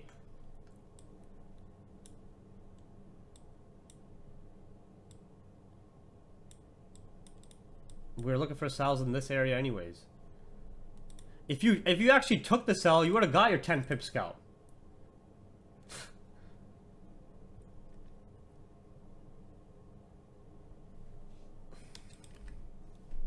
Yeah. Same thing with Euro USD. We didn't get it. We didn't get the entries on Euro USD. We were waiting for those. And UCAD, we're still waiting above 1.264. We're just slowing down, consolidating on the lower time frames. Oh, sorry. Somebody asked about entry confirms on the lower time frame. Go watch the scalping series. It's somewhere here. Where the fuck is it? Did I pass it? That's part 3, part 4. Scalping 101. Watch Scalping 101, part 1, part 2. Part 3 and part 4, as well as previous live trading sessions. Alright? If you guys want to learn about trading psychology, central banks, market sentiment, fundamentals, technicals, scalping, intraday trading, swing trading, analysis, and so forth, you have over 100 plus webinars on the Capital Hungry private channel. Or I mean on the YouTube channel. More on the private channel, obviously. There's like 600 webinars in the private channel. Yeah, pandemic and central bank timeline analysis, short, quick YouTube shorts, psychology videos, society videos, market updates, risk management, technical ones, analysis ones, fundamental. You'll find everything you need to learn here. All right, go crazy. The issue is, and I don't want to be rude, even though I'm already rude, is, how can I say this? The YouTube community on social media is fucking dog shit. All right, they're fucking trash, and it's their fault. They don't put any time and effort into learning the markets. They just go watch some streamer and want to take a trade. That's it. Everybody wants to take trades. Nobody wants to put the time and effort to be a trader. Do you understand? Listen to that carefully. Everybody wants to take trades. And it's easy to take trades. But nobody wants to put the time and effort into being a trader. Because it's not easy to be a long-term successful trader. It's not easy by any means. It's probably harder than being a doctor or engineer. In reality, it's all dependent on you. Alright? So I'm sorry to say, that's why majority of people, they fall for all these marketing tactics. They fall for they like to go to signal chats.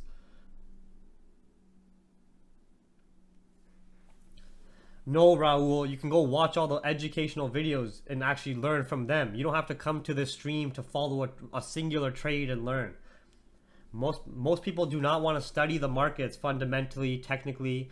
They don't want to study psychology. They don't want to change their bad habits or bad behaviors. You know what I mean? They only want to take trades. And guess what? This is going to hit you guys a lot in the heart. Majority of you guys who don't study the markets, you got $100 to $1,000 accounts, and all you do is deposit, burn your accounts, and deposit again.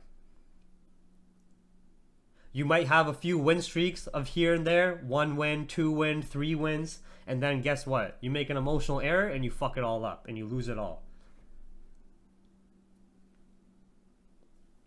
Right? I'm hitting you guys in the feels right now. Most of you guys and girls have an account that's $100 to maybe $1,000 max. 90% of people do. And 90% of people, on top of that, don't. Who in here actually has a trading plan?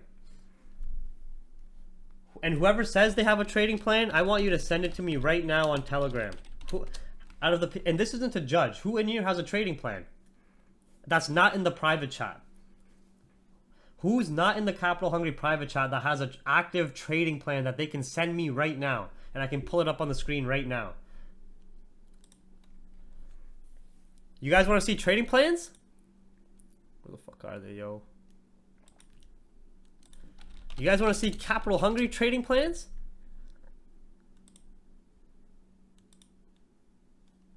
These are trading plans.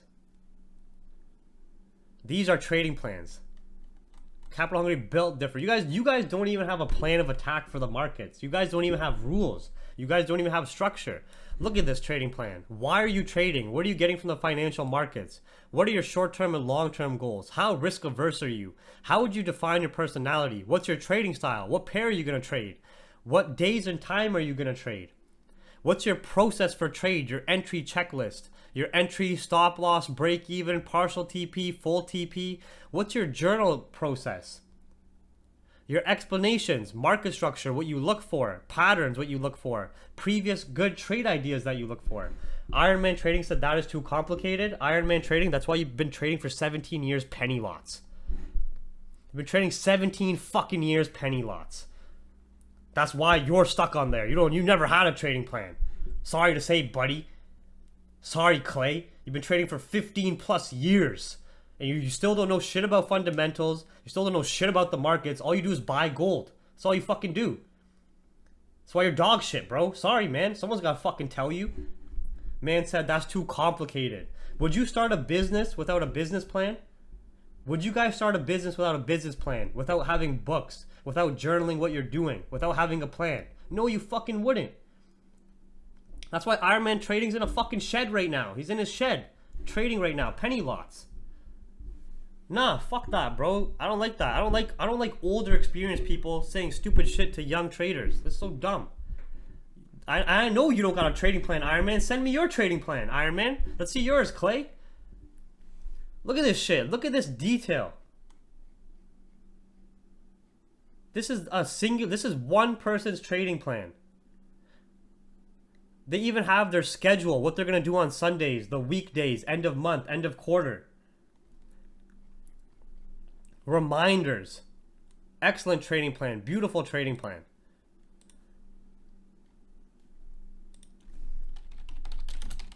Let's see some more. You guys want to see some more? What the fuck is it? This one, Stefano's great trading plan here for his gold trading plan. Same thing. I've already given these guys an educational webinar on how to make a trading plan, then they just had to make it. Trading funded accounts is some sad shit, but you guys can do whatever you want. Same thing. Look at this trading plan. Look at the layout, schedule of what they're going to be doing, when they're going to the gym, when they're actively trading, when they're going to be doing analysis, what they're looking for, previous trade ideas, so they know visually what they're looking for. Simple, done.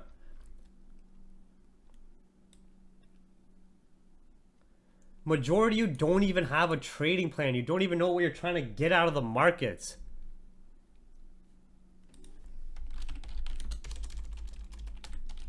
This guy. Look at Axel's trading plan here. Axel, private member. Look at this trading plan, you know? Short-term goals, long-term goals, your background, your financial background, what pair you're going to be trading. Look at this man got trade management steps here. Beautiful. Schedule, everything, emotional analysis, technical analysis, what you need for fundamentals, technicals, entries, trade managing.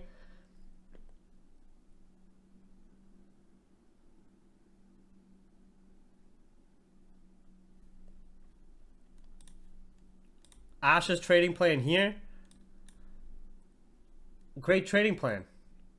Routine, when you do analysis, when you trade, back testing, schedule, your pair you're trading, when you're trading it, style of trading, trade setups you're looking for.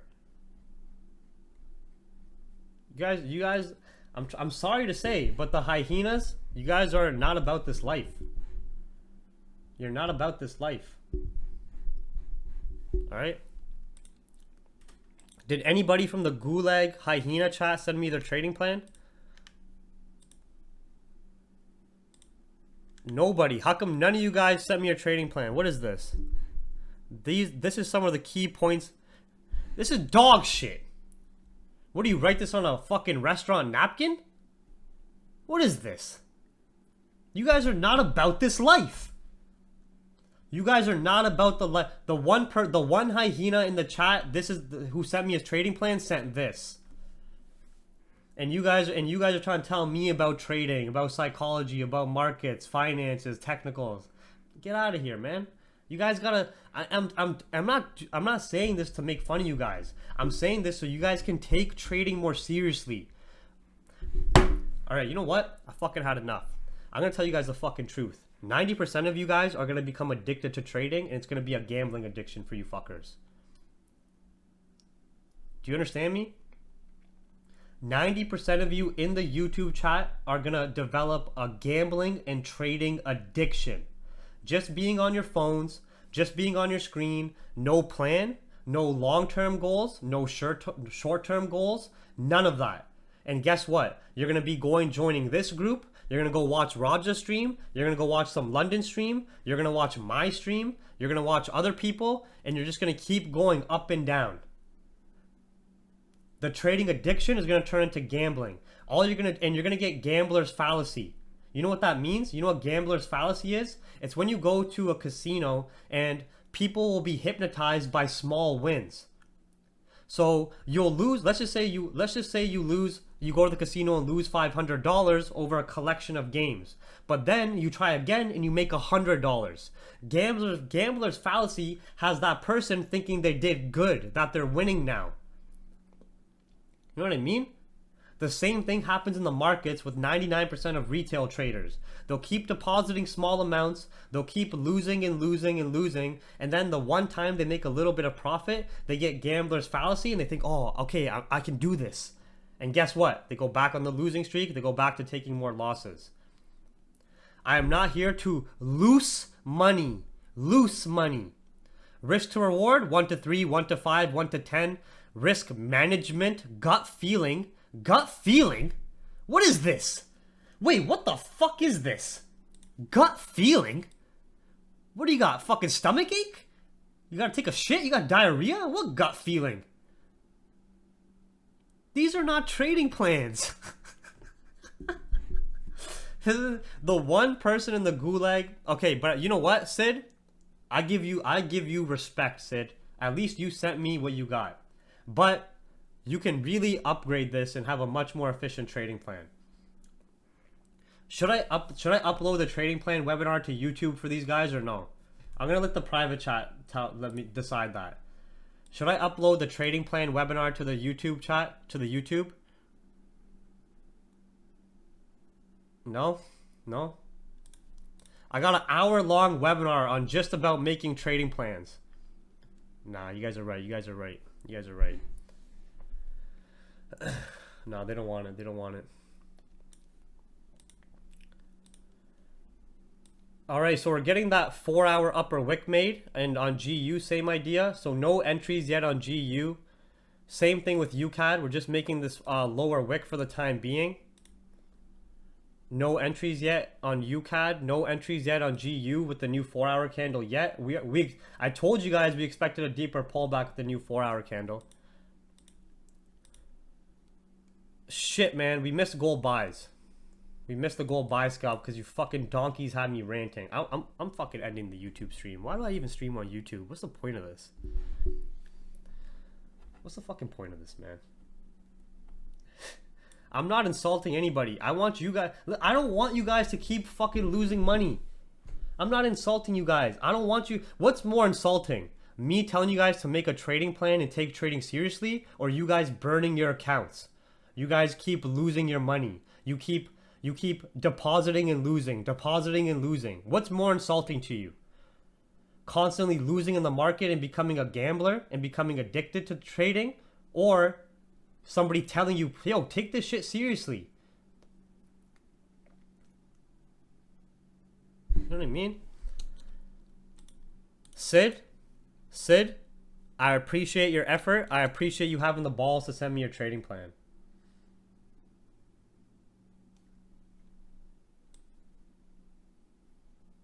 Yeah, gold just gave a 20 pip scalp. Yeah, I'm joking around, guys. Relax a little bit. I'm joking around about the chirps, but the advice I'm giving you guys about trading plans and about taking trading seriously and the probabilities of risk management. Listen, I'm just a loud, aggressive speaker.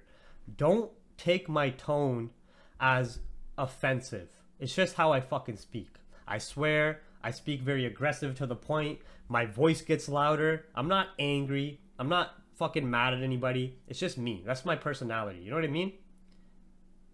So don't take what I tell you guys personally. I don't know any of you personally, right? Daniel said my girlfriend's probably frightened 24/7. We didn't say anything played out, Vital. You just joined the stream 2 hours later when we already did our analysis. Jeev is the best hindsight trader. Yeah, that's why 300 plus people pay for active analysis every week. Right? Because it's all hindsight. They're paying for shit after the fact, right, guys? Guys, that's what you guys are paying for? I tell you guys, hey, look, gold went up 100 pips, guys. You guys are going to pay me. That's why. That's why 300 plus people pay me for analysis after the fact. You stupid motherfucker, man. Use your brain. Use your brain.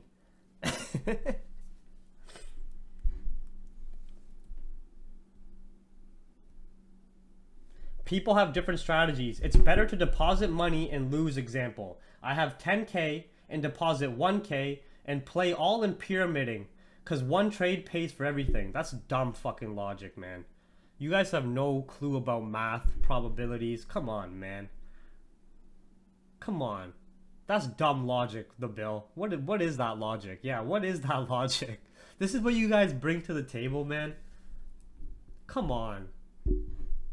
Come on, gang.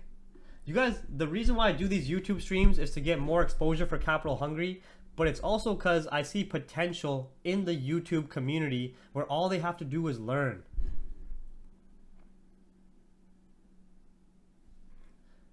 No, who said that?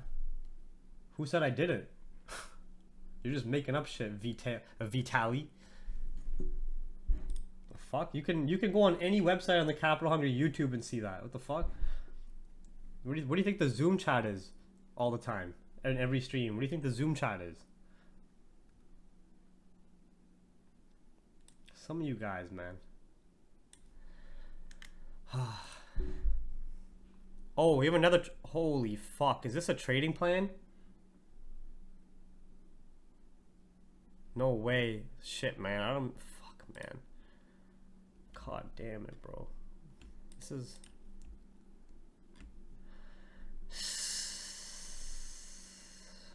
It's not a good trading plan, man. Listen, the 2 people who sent me their trading plans out of the 300 in the YouTube audience, I respect you for having the balls to send me your plan, but your guys' trading plans suck ass. Make it more professional. At least type it out. Make it like a business plan. Imagine you had an idea for an invention or an idea for a business, and you had to go on investors and present it to them. That's how serious you should take trading in your trading plan. You know what I mean? I appreciate your effort. I like what you're doing here, but it's not there's no rules. There's no structure. There's no, you know what I mean? If you guys want to send me your trading plans right now, you can send it here. Look at the 2 trading plans from the free community compared to the last trading plan from Capital Hungry member. I'm just gonna keep this open. This is a trading plan. You know what I mean?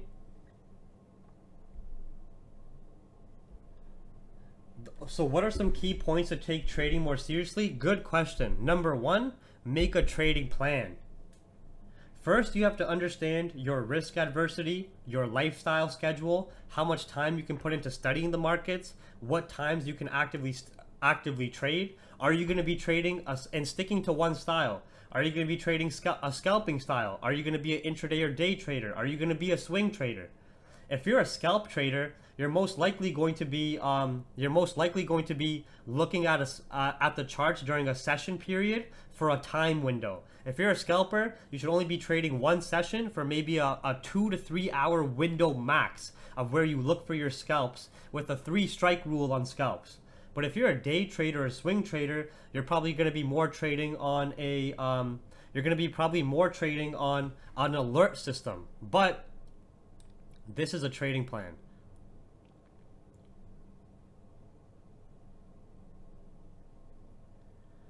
I didn't have any opinion about technical analysis or fundamental. I'm not closed-minded at all. I'm talking about risk management and probabilities.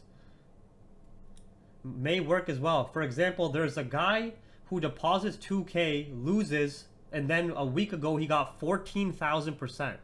Like, this is like, how about you deal with higher probabilities that work in your favor than trying to go for a hero trade of 14,000%? What kind of stupid fuck are you? How often are you gonna make 14,000? What the fuck? Yeah, what are you saying, the Bill? What are you talking about? Give me a headache. 14,000%?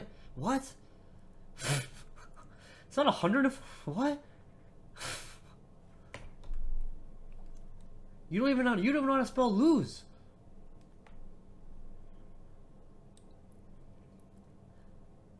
You guys are getting mad at me for telling you to make. Listen, think about the logic right now. Retail traders are getting mad at me for telling them to make a trading plan. You guys are getting offended by me telling you to make a trading plan. Mini taps. I know your ass isn't. Let's see your trade history without a plan. I know all you do is crash accounts. You watch every single streamer.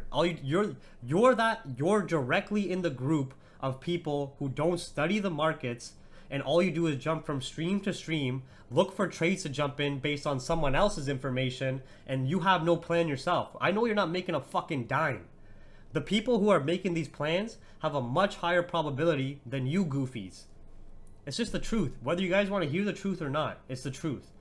Most of you guys are saying these trading plans are too long. They're too complicated. Come on. Come on, man. You guys want to be successful traders, potentially making financial freedom money. Prove it. Send it to me right now. Let's see. Let's see your last month of trades. You guys want to make financial freedom money, or you guys want to be full-time traders, but I show you a trading plans and you guys say, oh, it's too hard to make a trading plan. Come on, man. Come on. Oh, these trading plans are too long. These trading plans are too complicated. No, it's called effort. It's called effort and work ethic.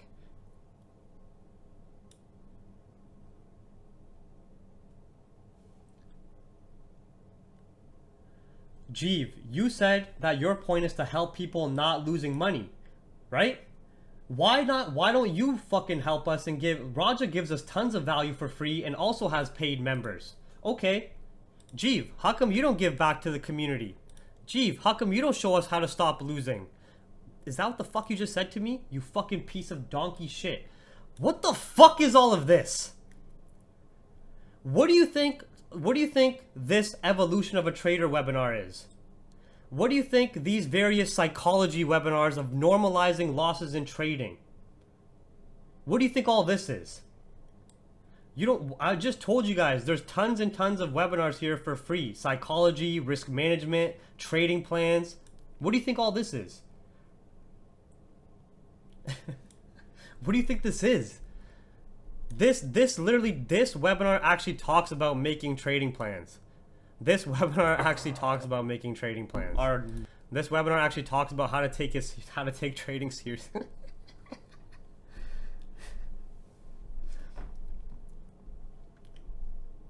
I'm not telling anybody how smart I am. I'm telling all you fucking retards that the information's right in front of your eyes. This webinar right here, Trading Psychology, tells you how to take trading more seriously.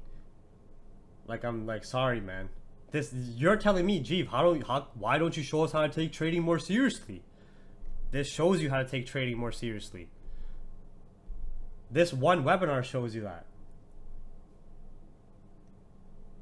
You don't have to pay for Capital Hungry to get the value of Capital Hungry. But what I'm telling you guys is majority of you do not put in the time and effort. Majority of you do not study the markets. Majority of you want to be told and handed everything. Right? So you dumb motherfuckers gotta realize that it's here. It's all right here. You're saying how come I don't provide free value? I don't understand.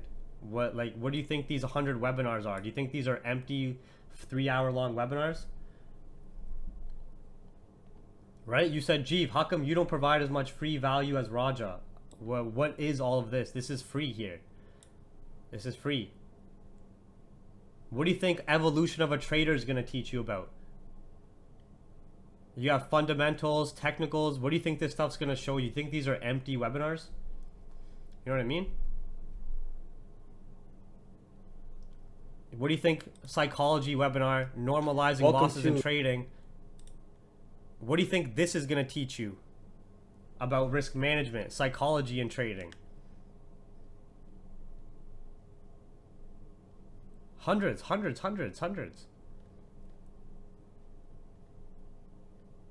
Yeah, hundreds of webinars, hundreds. Live streams, market updates, psychology webinars, risk management webinars. Yeah. So I don't know what you're trying to say. Yes, it's free, but what's the point of not posting a single trading plan example? Yo, how fucking lazy are you? How lazy are you? I just showed you guys like 4 trading plan examples, I think. You said they're too long and complicated. Yeah, you guys said they're too long. I just showed like 3-4 different trading plans. You guys said it was too long. You said it was too long and complicated. You didn't like it. Yeah. Yeah, don't forget that Forex Factory also uses capital hungry headlines here. This is free. Oh, this is free. This is more headlines than Forex Factory.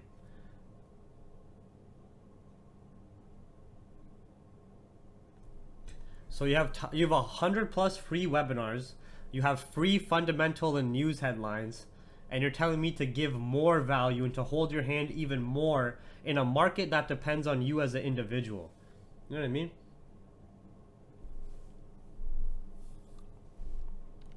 So yeah. Yeah. Yeah. It is what it is. I'm not mad at anybody here. It's just like, it's crazy.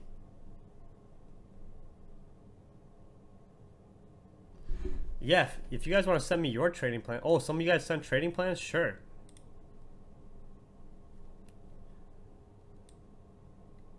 So far, this is the best trading plan I've seen so far from the YouTube community. But you need more rules and information about what you look for to enter a trade. Also, you shouldn't be trading 2 sessions as a scalper.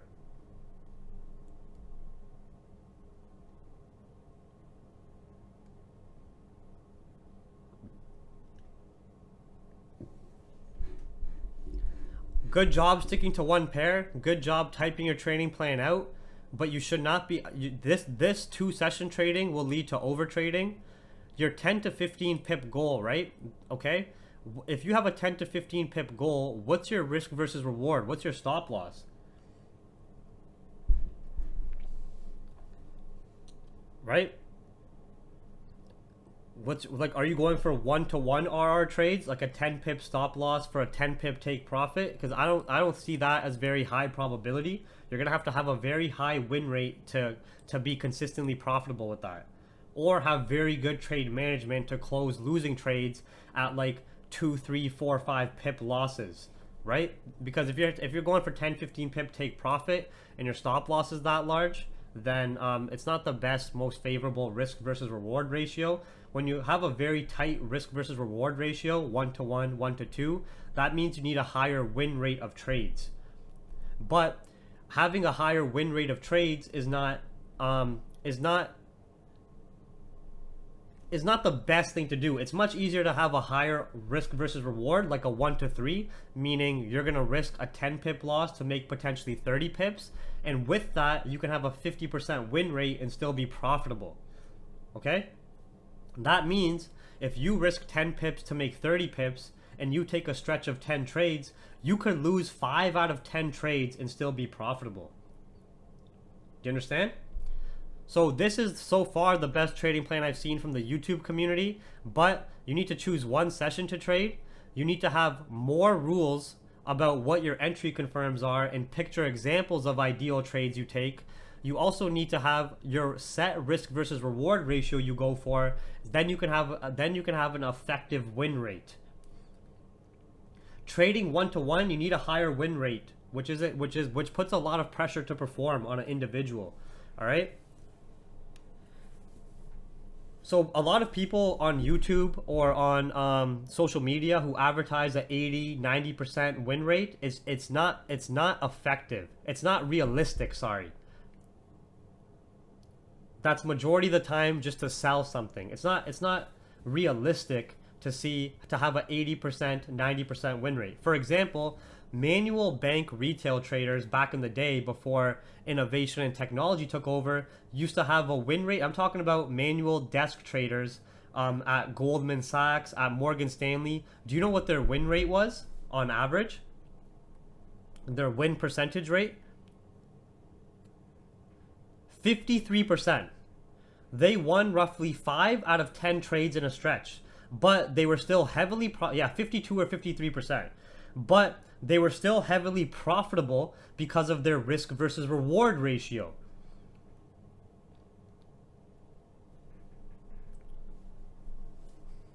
Right? Raja does not have an 80% win rate. Raja has good trade management, but he does not win 8 out of 10 trades he takes. Raja has good risk management to keep his losses smaller than his wins. So over a stretch of trades, he's still very profitable. But Raja, if you go look at his streams, he does not win 8 out of 10 trades he calls out.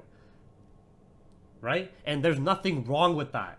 Raja's trade management and psychology is levels above majority of the people in the YouTube audience. Okay? He's able to close a losing trade at 2, 3, 4 pips, and his winning trades can go 10, 20 pips. But his win rate is not 80. He does not win 8 out of 10 trades. Okay? Your win rate is like if you took 10 trades, how many of those 10 trades would you win consistently? Do you understand? So the higher risk versus reward you have, the lower win rate you can sacrifice. If you have a 1 to 5 risk versus reward, which is harder to get, you could actually have a win rate percentage of like 30%. You could win 3 out of 10 trades and be profitable. It's all about risk management, probabilities, and the math behind the numbers. If I do live streams, we do call trades on the live streams every time. How many Scarlett's in here, Vespucci's in here? How many trades during London sessions have we called GJ bangers right on the 1 minute? Minute by minute price action. How many trades have we called on gold? Minute by minute price action. Not 15-minute chart, not a 30-minute chart. I'm talking about minute by minute. How many times have we done that during our London session streams? During the New York streams? Called out live trades, minute entry, minute candle entries. Yeah, there's just no trade to call out today. The market's ranging today. What do you want me to? You want me to call out something and have people lose fucking money? I'm not gonna call a trade just because I'm streaming. Right? Why would I? If the market's ranging, if we don't have clear-cut entry confirms, why would I call a trade just because I'm streaming? It's not effective, you know.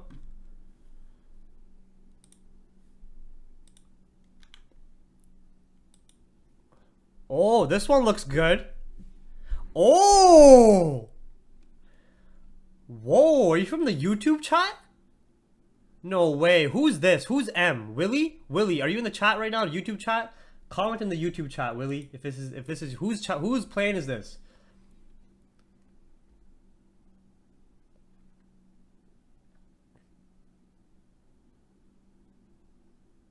Whose plan is this? Who just sent me this? His name is M.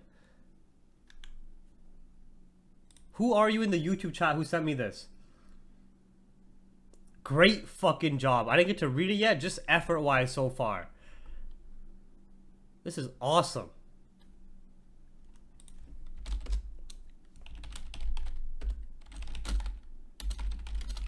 Unless this guy's a capital hungry private member.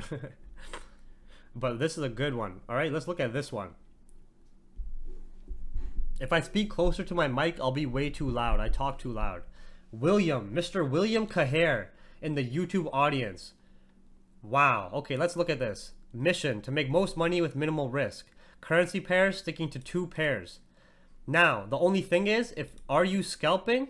If you are scalping, I would advise trading 1 session. Before entering any trade, you're looking for a 1 to 2 risk versus reward. Okay. You're looking at break even at 1-to-1s. Fair enough. You have a number of trades rules every day.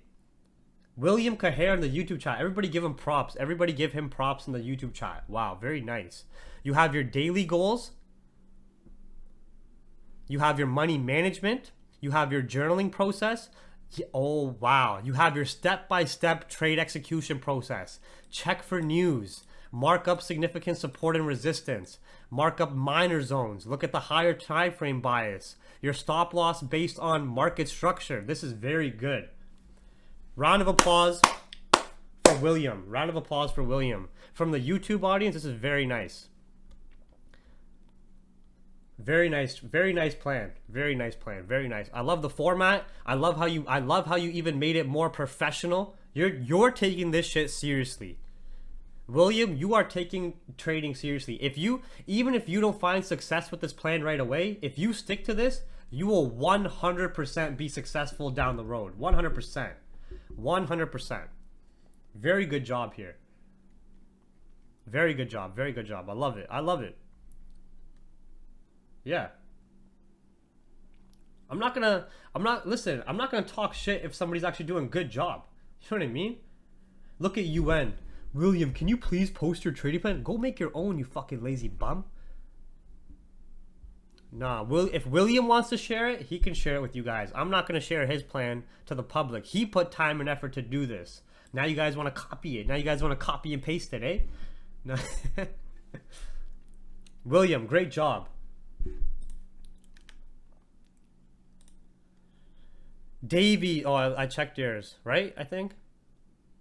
CP. Don't fuck me up too hard. Don't worry. Okay. Trading times. Boom. You're just trading London session. This is already looking good off the bat. CP. Who's CP in the chat? Who's CP in the chat? YouTube chat. Say your name right now. Trading pairs, GJ and gold. Why you're trading them? Okay, good.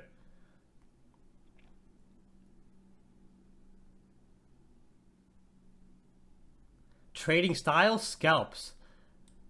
RR, I will be looking to take trades on the 50-minute time frame. Okay, I need you to talk about what specific risk versus reward you're going after. All right? Also, your analysis style. I like how you're talking about PPLs, trend line, support, and resistance, but it'd be better to give some image examples of ideal trades you like to take. All right? Trading routine looks good. Oh, here's the trading setup. Okay, never mind. You got it down here. You got it down here. Risk management steps. Mental notes. Also, good job. This guy too. Good job. For the YouTube audience, good job. Nice plan. This guy too. Round of applause for CP. I don't know who he is in the YouTube chat, but he also put time and effort in.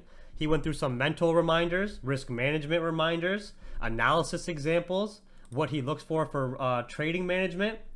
This is also a good trading plan. It doesn't have to look all fancy. If you want to make it look fancy, that's just your extra effort. But this is also good. Good trading plan. Another good one. Another good one.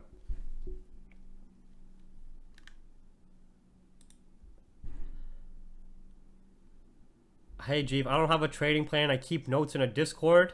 I don't got Discord right now. Mini taps. The trading plan is in my head because I'm a king.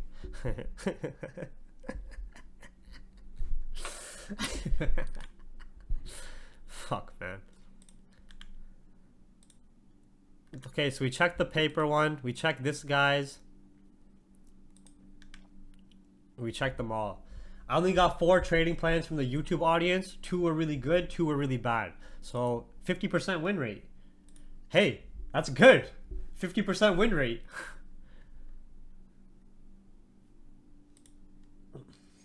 That's good. Okay. Whoa, did GU make that little bit of an upper wick first? Oh, is it giving better sell entries? The new 4-hour candle now? Whoa, who would have guessed? Who would have fucking guessed? Just wait a little bit for that. Don't deal with this extra 10 pips. Euro USD, we're still waiting for the break below. UCAD buys are coming up shortly, setting up. UCAD buys are probably going to be running into London close hours. US 30, we're going to be waiting for buys at 35,200. Oh, fuck. It's 9:40. Yo, guys, I got a doctor's appointment, or sorry, an appointment at 10 a.m. Eastern. I got to get out of here. I didn't realize it was already 9:40 a.m. Holy shit. All right, everybody. YouTube audience, hyenas. I low-key still love you guys. Don't worry about it. You guys know I'm just an aggressive asshole of a person. All right? Private chat. Love you guys all the time. Make sure you guys rewatch this webinar. All the analysis and fundamentals and technicals and news was given at the start of the webinar. Gold, GJ, GU, Euro USD, UCAD, and US 30 analysis was given. All right? As well as the fundamentals and the technicals. All right? Besides the roast and chirps, stop taking everything so fucking personally. You're trading corrupt, vicious, ruthless financial markets. We're all here to help each other. But You guys can roast me, I can roast you. I get roasted every fucking day. You know what I mean? I get roasted every day. You know how many messages I get when I'm about to go to sleep saying, go fuck yourself, Packy, and I gotta read it? It's fucking... You know what I mean? It just is what it is. Alright? So, thank you guys for the support. Thank you guys for watching. I really have to go. I have an appointment at 10 a.m. And I'll see you guys. YouTube. I'm gonna do one more market update for you guys this week during Asian session, alright? Maybe tomorrow, Asian session, I'm gonna do a market update for you guys on YouTube, alright? And then that's it. I gotta get the fuck out of here. Someone else sent me their trading plan. I can't look at it right now. Alright, everybody, thank you so much for watching. Thank you for your support. Thank you for your attention. I appreciate it. I like talking to you guys, joking around, giving analysis, roasting. I like seeing people's different perspectives. You know what I mean? I love to see people's different perspectives on life, trading, whatever it is. Don't take what I say so seriously in terms of chirps and roasts. But when I'm talking about the markets, when I'm talking about psychology, when I'm talking about fundamentals and technicals, please take that seriously. All right? Please take that seriously. Vespucci, not next week. I'll see you guys Thursday, Asian session for a market update, and then next week, Wednesday, for another trading stream. All right? All right, everybody. I got to get the fuck out of here. See you guys later.